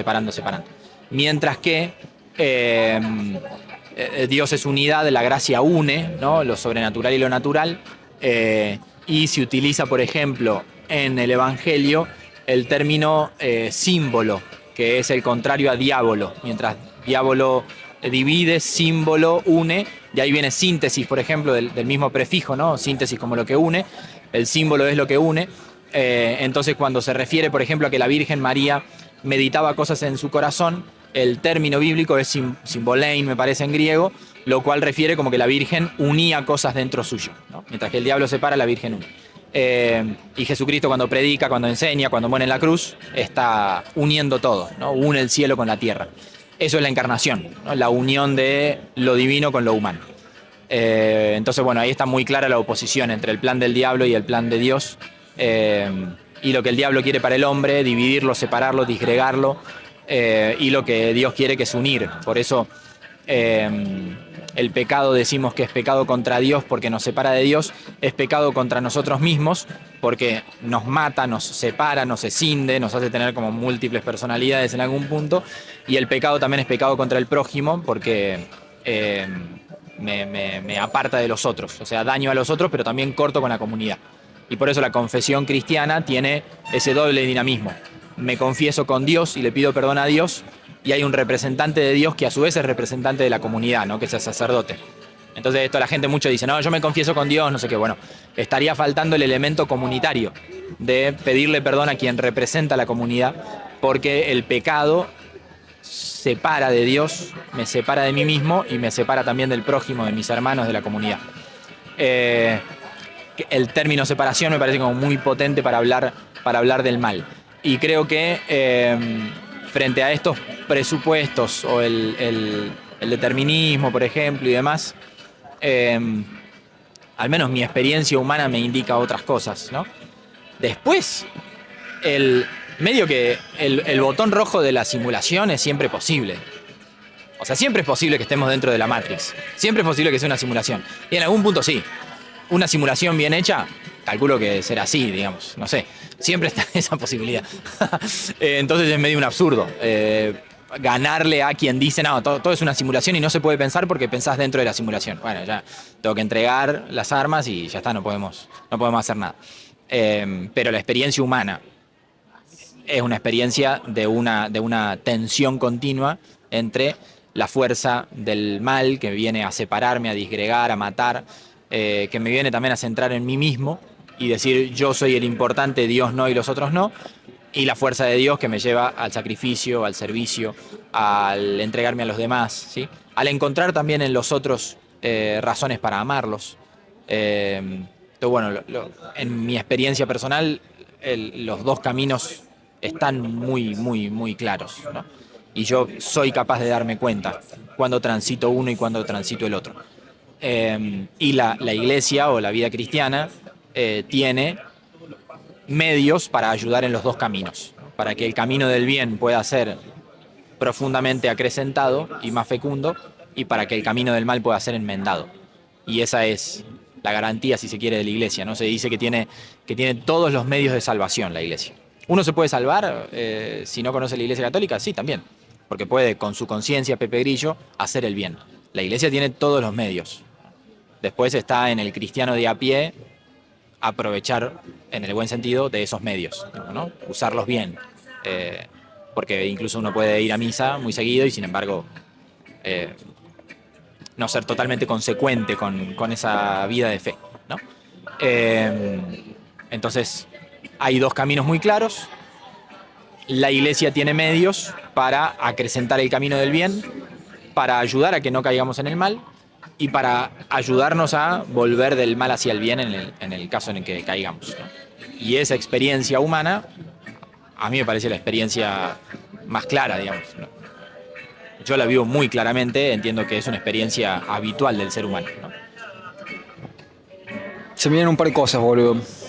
Una, que yo te dije que estoy muy influenciado por Jordan Peterson. Creo que el bien y el mal son principalidades y son realidades metafísicas, pero como si atrás de eso, como si algo más grande que eso fuera el orden y el caos. El lugar en el cual sabes cómo comportarte y el lugar en el cual no sabes cómo comportarte, independientemente de si eso es bueno o malo. Creo que también son dos principalidades a tener en cuenta, y al final, como siempre hay más caos que orden, ¿no? O sea, siempre hay mucho más de lo que no conocemos de lo que lo conocemos, o mucho más lugar lugar como metafísico, ¿no? No geográfico. Hay mucho más lugar en el cual no sabemos cómo comportarnos, del cual sabemos cómo comportarnos. También para tener en cuenta sobre esta cuestión de ser humano. Y también descontar el orden, ¿verdad? Porque estamos acá y siempre digo lo mismo, que es, no sabemos qué hay en los corazones o en los bolsillos de las personas que están pasando por acá atrás, pero tenemos el acto de fe y la confianza de que ellos también tienen el bien en su corazón, al menos como nosotros lo entendemos, y que no van a hacernos daño. Pero eso es un acto de fe. Y es lo que usamos para parchar toda la ansiedad y descontamos este orden, porque es el habitual, es lo que conocemos. Entonces ni siquiera le prestamos atención, pero es necesario prestarle atención, porque si no, no sabemos cómo revivificarlo y cómo replicarlo. Y si nos olvidamos de qué creó este orden, es mucho más probable que lo perdamos en vez de poder mantenerlo. ¿Hay algo que quieres decir? Sí. Esta cuestión de orden y caos está en el Génesis. A mí eso me hace que se me pierdan un poco las luces, porque antes, o sea, el relato de Génesis dice, antes de que Dios cree, estaba el caos. Es como una cosa, ahí también hay muchos que han estudiado esa cuestión. En los mitos de las civilizaciones en general está esa idea, ¿no? Un caos primigenio que alguien ordena. Y bueno, está esa cuestión, sin lugar a dudas. También es una experiencia a veces estética, ¿no? La habitación que está caótica y que está desordenada es una buena parábola de cómo está mi espíritu, ¿no? Y mientras que el orden externo también guarda el orden interno. Y iba a decir una cosa más, pero se fue, así que... Se me vino a la cabeza este simbolismo del caos primigenio, dijiste. No sé si es una palabra en español, pero presumo que lo va a hacer a partir de ahora, que es precosmogónico. Al menos así lo leí en inglés y me quedó en la cabeza. El caos precosmogónico, que está representado con el Uroboros, con la serpiente o el dragón que se come a sí mismo, a partir de lo cual todo se crea. También en Génesis dice esto de que en el principio era el caos y que el Espíritu de Dios andaba entre las aguas del caos. Este motivo de las aguas del caos es bastante replicado en otros mitos fundacionales. Pero sí, en esa. Ya estoy casi agotado de ideas. Quizás si me seguí empujando que se me pueden venir un par de imágenes a la cabeza y seguir debatiendo sobre todas estas principalidades y estas ideas. Te quedaría preguntar, si no queda más en el tintero, pasar a algo de la iglesia y de lo más terrenal y de cuestionamientos por ahí. ¿Te parece? Bien, empecemos con este prólogo. ¿Cómo te reís? Sí, porque te voy a decir que voy a hacer, específicamente en esta calle tan cerca de la Facultad de Abogacía, voy a hacer de abogado del diablo. ¿Viste esa peli, Abogado del Diablo? Peliculón. Si no la vieron, véanla, es con Al Pacino, es zarpada peli, Keanu Reeves, Al Pacino hace del diablo, muy zarpada. Voy a hacer de abogado del diablo y te voy a poner todos los cuestionamientos que tendría la sociedad, los comúnmente conocidos, a disposición para que vos me digas cómo lo resolvés o cómo pensás que están, que tienen sentido o que no tienen sentido. La iglesia, bien, en los últimos 50 años, presumo, quizás más, quizás menos, ha habido un auge de relacionar a la iglesia o a los curas o a los sacerdotes directamente con la pedofilia, con el abuso sexual de menores de edad. No sé si decir particularmente de menores de edad hombres. Al mismo tiempo también está esta idea de que si yo fuera un pedófilo, ¿dónde me metería? Maestra jardinera, maestro jardinero, eh, cura. Tener acceso a niños, como si lo vemos puramente como teoría de juego y como estrategia, es donde me metería. Entonces tiene sentido de que si alguien tiene esa motivación, caería en uno de esos lugares, quizás otro. Entonces tiene sentido, pero esta dirección, esta relación directa socialmente de, bueno, la iglesia hizo mucho mal, la iglesia escondió esto, trasladó a curas sin... escondió justamente, si es la iglesia que está para proteger a los más indefensos, protegió su reputación en contra de lo que era correcto, que era decir la verdad. Mintió por omisión, vamos a decir, escondió verdades en pos de mantener su reputación. Que al final, la mentira tiene patas cortas, la verdad siempre sale a la luz, la verdad nos libera, salieron a la luz y hicieron mucho más mal del que se hubiera hecho si se hubiera admitido en su momento. Empecemos por esa, habrá otras, pero ¿cómo te cae ese cuestionamiento? ¿Cómo la ves? Y cómo lo unís de alguna manera en la cual estás dentro de la iglesia y presumo que no te sentís una mala persona o un hacedor del mal. ¿Cómo lo unificás en tu psiquis? Es una de las grandes crisis de la historia de la iglesia, diría, pero también de las cosas que más impactan en mi vida personal, sin duda. Eh, Me ha costado hacerle frente a la, a la cuestión, sobre todo cuando, bueno, tomó mucho estado público en Argentina, ¿no? Y fue muy de la mano con una persecución o con un auge de ideas anticlericales y demás, ¿no? Sin por eso quitarle ni un ápice de la certeza a las investigaciones y demás. Eh, sí que lo pondría en estos puntos. La experiencia de la fragilidad humana eh, es una experiencia inexpugnable o inesquivable, tal vez. Ese es el adjetivo. Y creo que bueno, eso somos también, ¿no? Eso es el ser humano.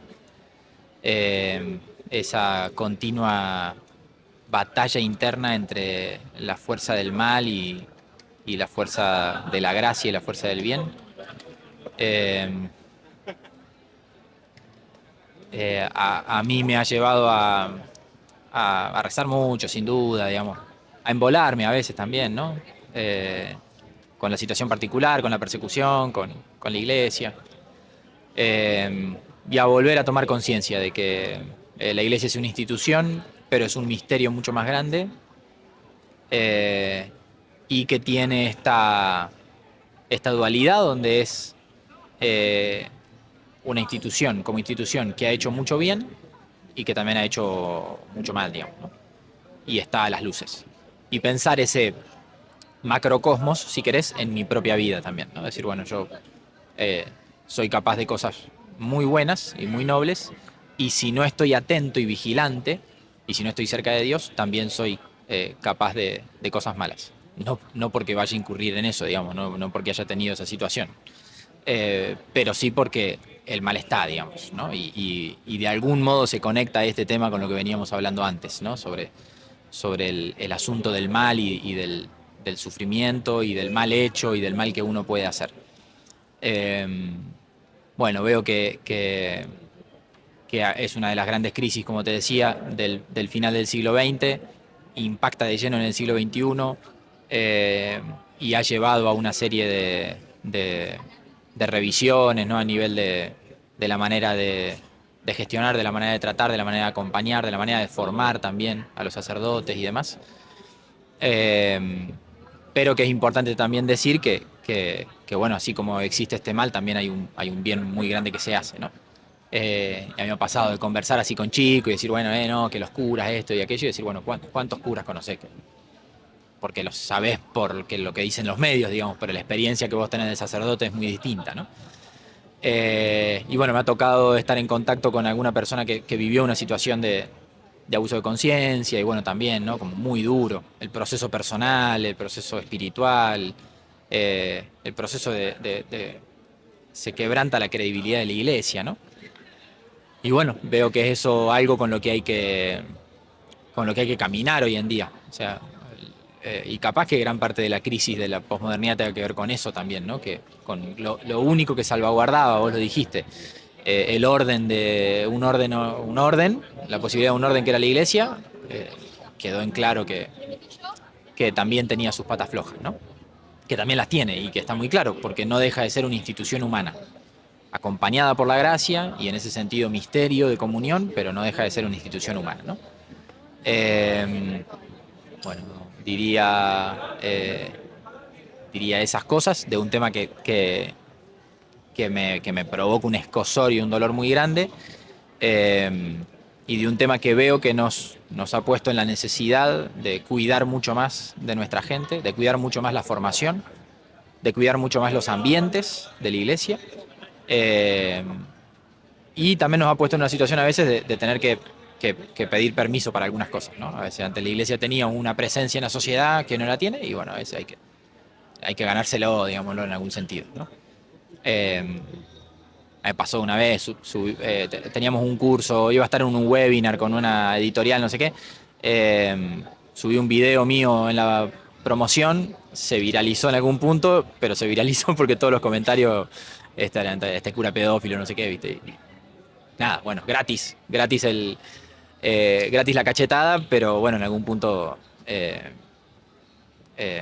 se pagan los platos rotos y es parte de la purga también que tenemos que hacer por esta situación.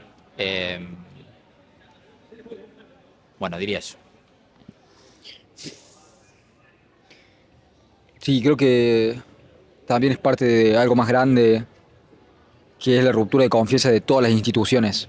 Creo que el agravante de, viste, como el padre que mata al hijo es como un homicidio doblemente culposo, una movida así, en la legalidad, porque era el responsable de cuidarlo. Creo que en la política y en la iglesia pasa lo mismo, como supuestamente tienen una superioridad moral o una superioridad intelectual y por eso tienen más responsabilidad, y creo que por eso es tal el desagrado y la cancelación, vamos a poner por así en términos modernos, de la iglesia en ese sentido, como que no se merecen mi credibilidad, no se merecen mi respeto, y creo que es por ahí el enojo de la sociedad. Al mismo tiempo es reconocer de que las instituciones son humanas, eh, y está buenísimo, nada más que es muy difícil construir una sociedad funcional sin instituciones que funcionen.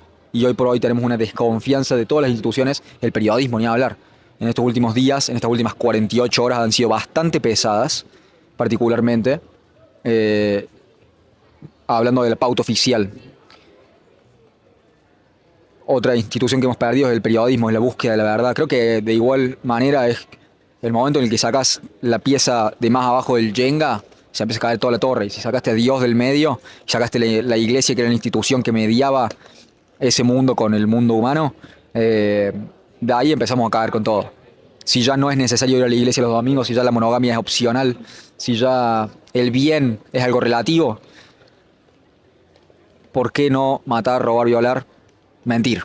Entonces creo que a raíz de eso ya hace quizás más de lo que nosotros estamos vivos seguramente. O sea, como si Nietzsche dijo Dios ha muerto en 1880, 1850, ya desde ahí lo veía venir. Él, al menos, un visionario, pero quizás desde ahí estamos en esta constante tormenta de caca y vamos a ver qué onda. Bien, toca pibes. Cura toca pibes. Déjame preguntarte por otra cosa, que justamente estamos hablando de la sexualidad y la sexualidad de los curas. Es algo que también te quería, te lo pregunté o te dije que te lo iba a preguntar afuera de cámara antes de empezar, porque es una de las grandes intrigas para mí, y a mí entender un error, que es la idea del celibato obligatorio para los sacerdotes dentro del catolicismo. Si bien algunas ramas del protestantismo no lo exigen, sino que el cura puede dar misa y estar casado, o también hay mujeres que pueden ser pueden dar misa y etcétera. Te quiero preguntar, te voy a dar mi entendimiento y después te quiero preguntar. Entiendo de que por ahí es vivir lo más cercano a la vida que llevó Jesús, entonces es una cuestión de Jesús estaba casado con la iglesia, entonces para vivir como vivió Jesús, yo no voy a tener una esposa carnal, sino que mi esposa va a ser la iglesia o algo por ahí, y de vivir lo más cercano a eso. Al mismo tiempo no es algo que se instauró hasta ya entrados en algunos siglos de cristianismo, tengo entendido, y una de las explicaciones que escuché que podría ser posible del por qué es el caso, es que los curas eran rockstars y la ponían por todos lados, más o menos, según escuché, por la idea de que eran los únicos que sabían leer. Entonces como que antes no había universidad y la universidad sale de los monasterios y eran las personas que más sabían, que más conocedoras y sabias eran. Entonces en ese sentido quizás el exceso de atención sexual de la población femenina hacia los curas era contraproducente con la idea de evangelizar el mundo. Una proposición, no sé si es verídico históricamente o si quizás estoy hablando giladas. Ponerte a la disposición, preguntarte sobre esta idea de cuándo se instauró, de si es una buena idea, de cómo lo vivís vos personalmente y cerrar, para dar mi forma de ver las cosas, que quizás no es la manera de hacer una buena conversación, decirlo antes de hacer la pregunta, pero mi forma de ver las cosas, la sexualidad es algo que tenemos todos los seres humanos. Sobre todo los hombres tenemos un impulso sexual, yo me atrevería a decir, más evidente que en las mujeres. El cómo lidiar con eso, a mi entender, la mejor solución que hemos encontrado es la monogamia. No solamente para encauzar ese impulso sexual de una manera en la cual sea virtuosa para nosotros, para nuestra pareja, para nuestra familia, sino también para la mejor forma de criar a un niño y de convivir socialmente. A mi entender, esa es la mejor forma y la mejor respuesta de la sexualidad. Y a mi entender, el celibato no te da ninguna respuesta sobre eso. Y como me parece muy ingenuo pensar, quizás sea tu experiencia, hermano, no lo sé, y quizás estoy tocando algo muy personal, no hace falta que me hables de cosas personales que no estés dispuesto a hablar.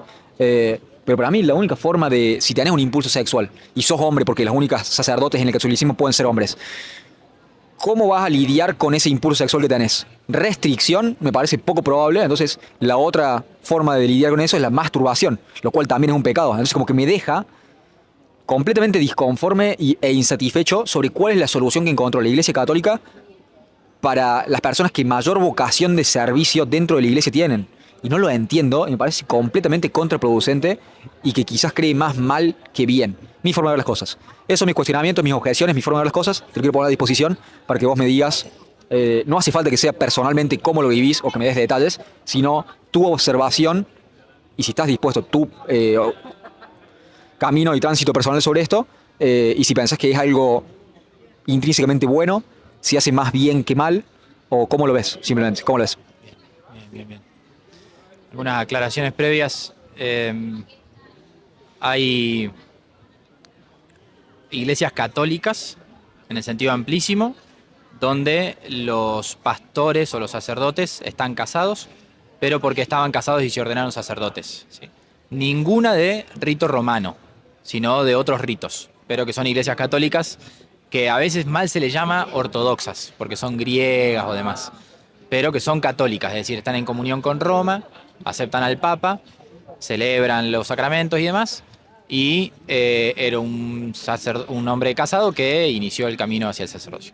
Después, otra aclaración es que en el protestantismo no se celebra misa, entonces propiamente son pastores que ofician una ceremonia religiosa, y algunas de las iglesias protestantes, no todas, tienen pastoras, y el anglicanismo también ahí está con algún temita. Eso como una cosa. Después habría que distinguir entre celibato y castidad. Celibato es la no... o sea, el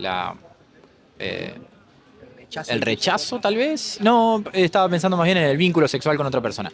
El compromiso, el celibato, tal vez sea como el compromiso de no vincularse sexualmente con otra persona, digamos, ¿no? Como que tiene un sentido netamente erótico, venéreo, sexual.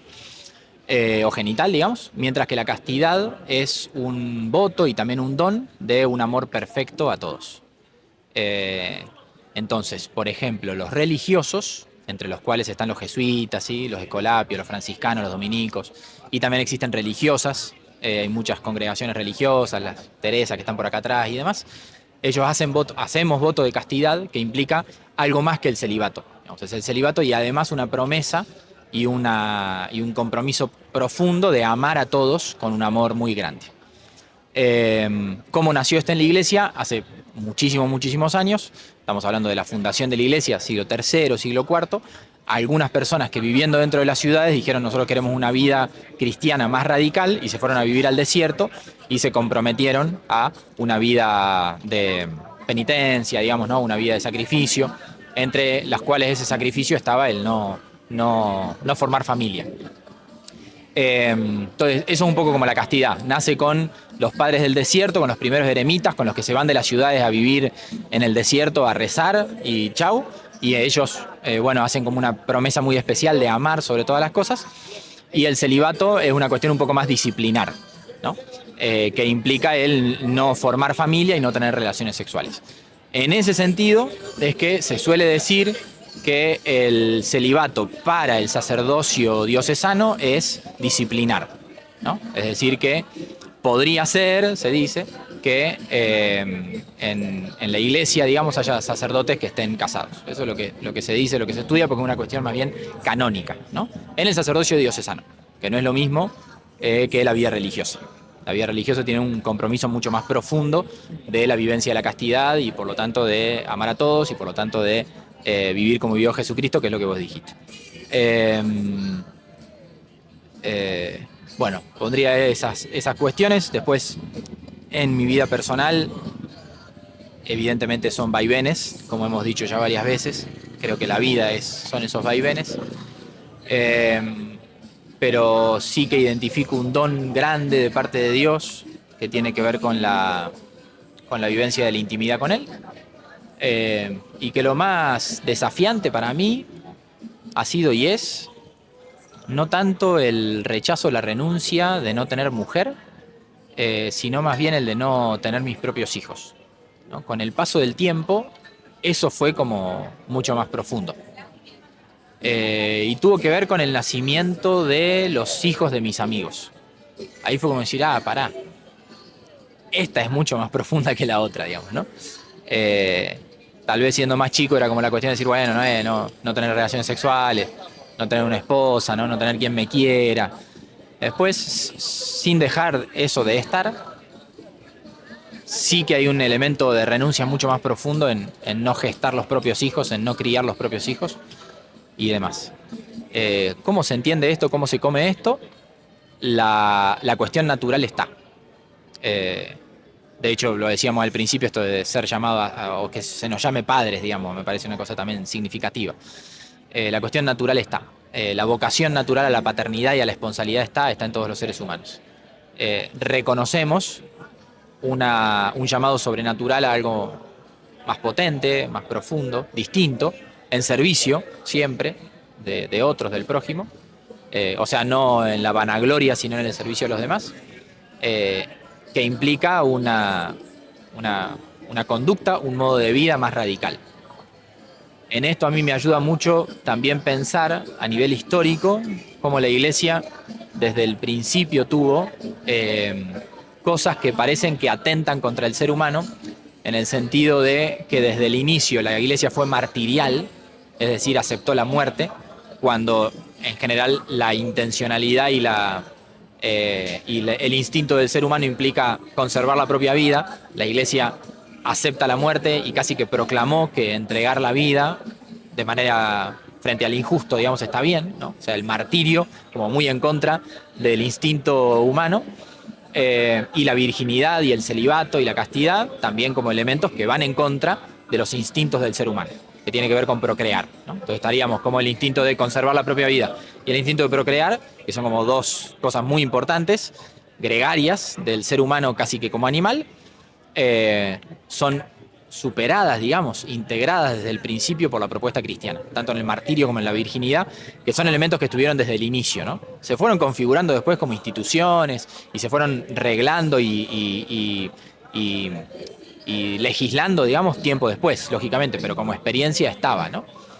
Entonces, bueno, hay una cuestión de entregar incluso lo más sagrado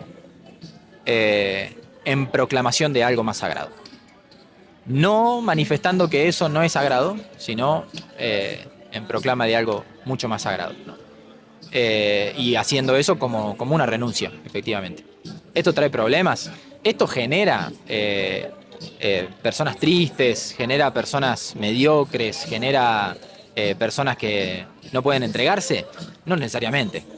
Tal vez el que siendo consagrado se mandó macanas, sin ser consagrado también se las mandaba, digamos, ¿no? Que es difícil de precisar ahí, decir, bueno, es una cuestión disciplinar, entonces, bueno, que todos se casen y no va a haber problemas. No sé si se resuelve tan fácil, digamos, ¿no? Y después que, además de la cuestión disciplinar, hay una vocación profunda a vivir de una manera sobrenatural. Diciendo, bueno, todas estas cuestiones naturales son buenas, son sagradas, pero hay algunos que renuncian a ellas para proclamar y anunciar que hay bienes más profundos.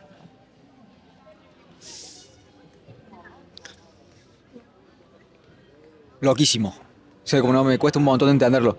Pero sí o sí tiene que haber como un premio para uno mismo, ¿me entendés? O como algo que te haga, algo por lo cual sea valioso renunciar a algo sagrado, ¿verdad? Si lo sagrado lo usamos en referencia a lo más importante para la sociedad, y de ahí la idea de la sagrada familia monogámica, en la idea de un matrimonio para siempre, hasta que la muerte nos separe, etcétera, etcétera. Creo que renunciar a eso sagrado tiene que necesariamente ser en pos de un bien mayor. Me cuesta mucho conceptualizarlo, la verdad, en mi forma de ver las cosas. Justamente por eso vivo como vivo. Estoy casado, me gustaría tener hijos y creo que no hay mayor entrega, sacrificio y aventura que ser padre, porque justamente creo que es algo irreemplazable. Creo que con las personas que hablo generalmente no tienen la condición de ser sacerdotes, entonces para la mayoría de las personas creo que es más fácil hacer este argumento. Me interesa ver tu forma de ver las cosas sobre esto, que es esta idea de que tu vida pase a ser secundaria en tu propia vida. Como el hecho, si yo tengo un hijo, mi vida vale menos que la de mi hijo. Entonces ya dejo de ser el centro de mi propia vida. Y eso únicamente puede ser dado, a mi entender, con un hijo. Creo que ninguna otra responsabilidad, y quizás esta sí lo sea, al menos te quiero preguntar sobre por ahí, pero por ahí, ponele, porque esta insistencia generalmente no es el sacerdocio, sino una carrera profesional, sea para hombres o para mujeres. La insistencia es que eso te va a llenar más o va a ser una responsabilidad más grande que criar a un hijo y mantener una familia unida. Que ya de entrada es difícil sin hijos. Mantener una pareja unida es extremadamente complicado. Por eso no duran las parejas, porque implica un compromiso sobrenatural. Eh, no creo que ninguna carrera profesional, incluso si sos Elon Musk, que habrá cosas para decir sobre qué tipo de padre es o lo que sea, o cualquier juicio que podamos hacer sobre eso, podés tener la voluntad de ser Einstein, Tesla y mover la humanidad entera hacia adelante a través de tus proyectos científicos y profesionales, pero son los menos. Son contados con el dedo de la mano en una generación. Entonces, como norma, a mi entender, lo que va a llenar de sentido de vida la vida de los seres humanos, hombres y mujeres, generalmente es el hecho de tener un hijo. Y creo que en ese sentido no hay responsabilidad o aventura más grande que la de tener un hijo, porque es crear una nueva vida, apreciarla, valorarla, amarla y que sea más importante que tu propia vida. Creo que justamente la insistencia es que mujeres y niños primero, en el Titanic, ¿viste? Segundo el Titanic, mujeres y niños primero. También la mujer tiene un valor reproductivo superior al hombre, entonces las mujeres se van en pos de la procreación y de que la especie pueda continuar, y los niños son las semillas del futuro, son los dueños del futuro, entonces tiene sentido que así sea. Los hombres mueren primero, las mujeres segunda, los niños hay que mantenerlos vivos y son lo más preciado que tenemos. Sos una, ¿qué dirías? Una estadística menor, ¿me entendés? Como que la mayoría de las veces que hago este argumento es contra una carrera profesional, que es lo más común en el día a día. Estos son muy pocas personas que eligen ser sacerdotes. ¿Cómo lo ves vos, hermano? ¿Lo vivís verdaderamente como una responsabilidad superior? ¿Lo vivís como un camino de vida en el cual pensás que podés hacer más bien, o puede ser más responsabilidad voluntariamente aceptada incluso que tener una familia? ¿O simplemente un camino igual de válido pero distinto? ¿Cómo lo ves? Si lo ponemos en términos de validez, los dos estados de vida están válidos, los dos aportan a la comunidad en general, como comunidad humana, y a la comunidad de la iglesia, sin lugar a dudas, y los dos son bendecidos por Dios, ¿no? De hecho, hay como una cuestión de que el sacerdocio siempre es para acompañar comunidades familiares, digamos, ¿no? Entonces, bueno, son cosas distintas, pero que en última instancia el sacerdocio está al servicio de las familias, ¿no? Porque es el sacerdote el que bautiza, es el sacerdote el que confiesa, es el sacerdote el que da la catequesis. Entonces, bueno, como que el sacerdocio siempre está en función de acompañar la vida de la familia, la vida del matrimonio. ¿Cómo lo vivo yo? Lo vivo primero como un don, o sea, como algo don en el sentido de quien recibe un don recibe una gran responsabilidad, que dice Spider-Man, ¿no? O sea, como algo que me toca, eh, y no como don que me sube sobre un pedestal, sino como don que me vuelve en una posición de mayor vigilancia y fragilidad, digamos, ¿no? Bueno, como acá hay algo que yo tengo que cuidar. eh, a mi amigo Fran y a mi amigo Marcos y a mi amigo Pablo les toca cuidar a sus hijos, a mí me toca cuidar las cosas que me van encomendando, digamos, ¿no? Y después hay muchas cosas a nivel de estado de vida que acepto, digamos, o que vivo profundamente, porque también tienen mucho que ver con mi misión, ¿no? Entonces, si yo tuviera familia e hijos, no podría tener la disposición que tengo para el servicio de la iglesia, para el servicio de la escuela en la que trabajo, para el acompañamiento de los procesos en los que estoy, ¿no? Si yo tuviera mujer e hijos, tendría que estar mucho más preocupado por cómo llevar el pan a la mesa y no tan preocupado por cómo hacerle bien a otros, gestionar la escuela en la que estoy, celebrar la Santa Misa y demás, ¿no? Entonces, bueno, personalmente también lo vivo así, digamos, tengo una serie de cosas que tengo que hacer, de tareas, de misiones que se me encomiendan y bueno, la opción más adecuada para poder vivir estas en profundidad implica esa renuncia, ¿no? Y después hay una cuestión que es como muy profunda y más personal y demás, que tiene que ver con la esponsalidad con Dios, ¿no? Es decir, bueno, la renuncia de una mujer, la renuncia de los afectos de una mujer, la renuncia de los afectos de un hijo, generan una vivencia de la soledad muy profunda, eh, que solo puede ser llenada por Dios. Uno puede poner muchos ídolos ahí, como dijimos al inicio, y puede confundir mucho y hacer mucho mal a otros. Eh, pero la experiencia de la castidad es una experiencia de una vida íntima de oración, de una presencia de Dios como amigo, como padre, eh, de una presencia de Dios como amor que está constantemente edificando, ¿no? Eh, y que incluso se experimenta bueno, incluso la vida afectiva está acompañada por Dios, ¿no?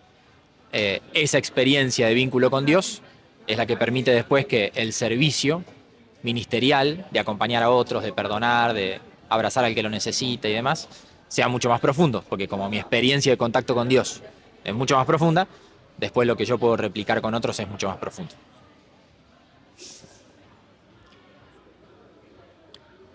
Me cuesta una barbaridad entenderlo, hermano, pero me cierra un poco más el por qué hacerlo y el por qué vivir como elegís vivir y cuál es el razonamiento de base o de fondo, eh, que al final es en pos del bien común. Es esta idea que por ahí en política se pierde mucho, que es esta idea de, bueno, somos argentinos. Vos sois izquierda, yo soy derecha, creo que el objetivo es el mismo, queremos que a Argentina le vaya bien. Siempre tenemos maneras distintas de hacerlo. Y en esto creo que es lo mismo, creo que si está en ti la raíz del amor, toda esa movida de San Agustín, creo que si los dos tenemos el amor de base, son caminos distintos, son formas distintas de hacerlo. Me cuesta mucho entenderlo, pero creo que hoy, habiéndote escuchado, lo entiendo un poco más, que es una profunda renuncia y de servicio, y pensás que ese es tu camino en pos de hacer el bien mayor. Y lo respeto y lo celebro y espero que puedas ser una fuerza de bien en el mundo y de que puedas encontrar lo que estás buscando, que creo que es el mejor deseo que podemos tener para cualquier hermano o cualquier eh, ser humano con el cual tengamos una fraternidad y que estamos todos pasando por esta experiencia psicodélica y surreal que es estar vivo. Entonces, mis mejores deseos en cuanto a esto. Habiendo dicho eso, tengo hambre, estoy estresado, tengo que volver a mi casa, me fumé 800 puchitos, hay un montón de cosas pasando por mi cabeza. Necesito cerrar esto. Estás invitado de vuelta, siempre. Hay muchas otras cosas para hablar, sea de filosofía y del mundo de las ideas, como también de política, entre comillas, y de cómo se está parando la iglesia y también de las restricciones por ahí sobre qué se puede decir y qué no se puede decir y si eso va de la mano con decir la verdad. Creo que mucho de eso también, como qué podés decir y qué no podés decir. Tuve a alguien de las Fuerzas Armadas que me vino a hablar. Ya las Fuerzas Armadas ya están suficientemente vapuleadas. El chabón este vino con todos los huevos y toda la buena disposición a hablar, a dar su punto de vista, a enaltecer las Fuerzas Armadas. Y el resultado de eso fue que le dijeron que lo quisieron sancionar. Le dijeron que por favor yo baje el video, lo cual hice por un tiempo. Y lo quisieron castigar por decir la verdad. Entonces hay mucho de eso y es parte de la realidad. También de que por ahí la verdad es inconveniente, pero si tenemos realmente fe en ese principio metafísico que es Dios y hay tal cosa como que la verdad nos va a hacer libres, presumo que es el único camino valioso o la aventura más significativa que podamos llevar adelante. En esa nota, también es que he decidido hoy tomar el compromiso de que mi bandera y mi batalla de acá en adelante sea en contra de la pauta oficial y en pos de la libertad de expresión y la libertad individual. Así que ese es un nuevo compromiso voluntariamente aceptado. Veremos cuáles son las consecuencias de ese compromiso. Vamos a ver, veremos qué pasa. Pero agradecerte, hermano, y ya creo que es momento de cerrar. Agradecerte por venir, decirte que estás invitado de vuelta, de que podemos hablar sobre qué podemos hablar y seguir esta conversación y seguir con la voluntad de que las mejores cosas que existen en la humanidad y sobrenaturales puedan calar el corazón y la vivencia y la experiencia humana de los seres humanos. Y en el mejor de los casos de Córdoba, que me encantaría que este lugar sea un lindo lugar para seguir viviendo y nos mantengamos unidos y podamos revivificarlo. Eso es todo, ya me cansé de hablar, suficiente. Contame, dame toda la data. Promociones, cosas que estés vendiendo, no sé si es tu caso. Promociones, cosas que estés vendiendo, redes sociales, cómo te encuentran, cómo van a tus misas, dónde te tiran las tangas, en qué buzón te tiran mensajes de amor, lo que sea, cómo te encuentran, tírame toda la data y el mensaje de cierre final que tengas, lo que sea, este es el momento. Perfecto. Me encuentran en Instagram como Andrés Colapio, así todo seguidito.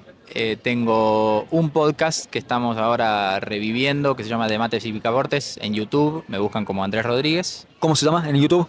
De Mates y Picaportes. De Mates y Picaportes es el podcast. Y después un proyecto de vida intelectual que se llama Jueves Teológicos, que también se encuentra en Instagram, y también tenemos una serie de charlas que hacemos presenciales y de algunos programas que hacemos también en formato podcast. Y me encuentran en misa los domingos a las 20 horas en la parroquia del Perpetuo Socorro en Avenida 24 de Septiembre y Jacinto Ríos. Y bueno, a disposición. Déjame ver si puedo usar las últimas neuronas que me quedan prendidas a esta hora. Andrés Colapio en Instagram. Me dijiste De Mates y Picaportes en YouTube, el podcast. Me dijiste Jueves Teológicos en YouTube también, otro podcast. Excelente. Y Parroquia del Eterno Socorro, ¿se llama? Del me cago en la verga. Son más o menos por ahí. Parroquia del Perpetuo Socorro, 20 horas. Ahí te van a ver en misa. Y ahí estás presente para cualquier servicio que necesite la gente. ¿Es todo? Andrés, muchas gracias por tu tiempo, gracias por tus palabras, gracias por hablar conmigo esta tarde. Ha sido un gusto, hermano. Muchas gracias. Ha sido un gusto.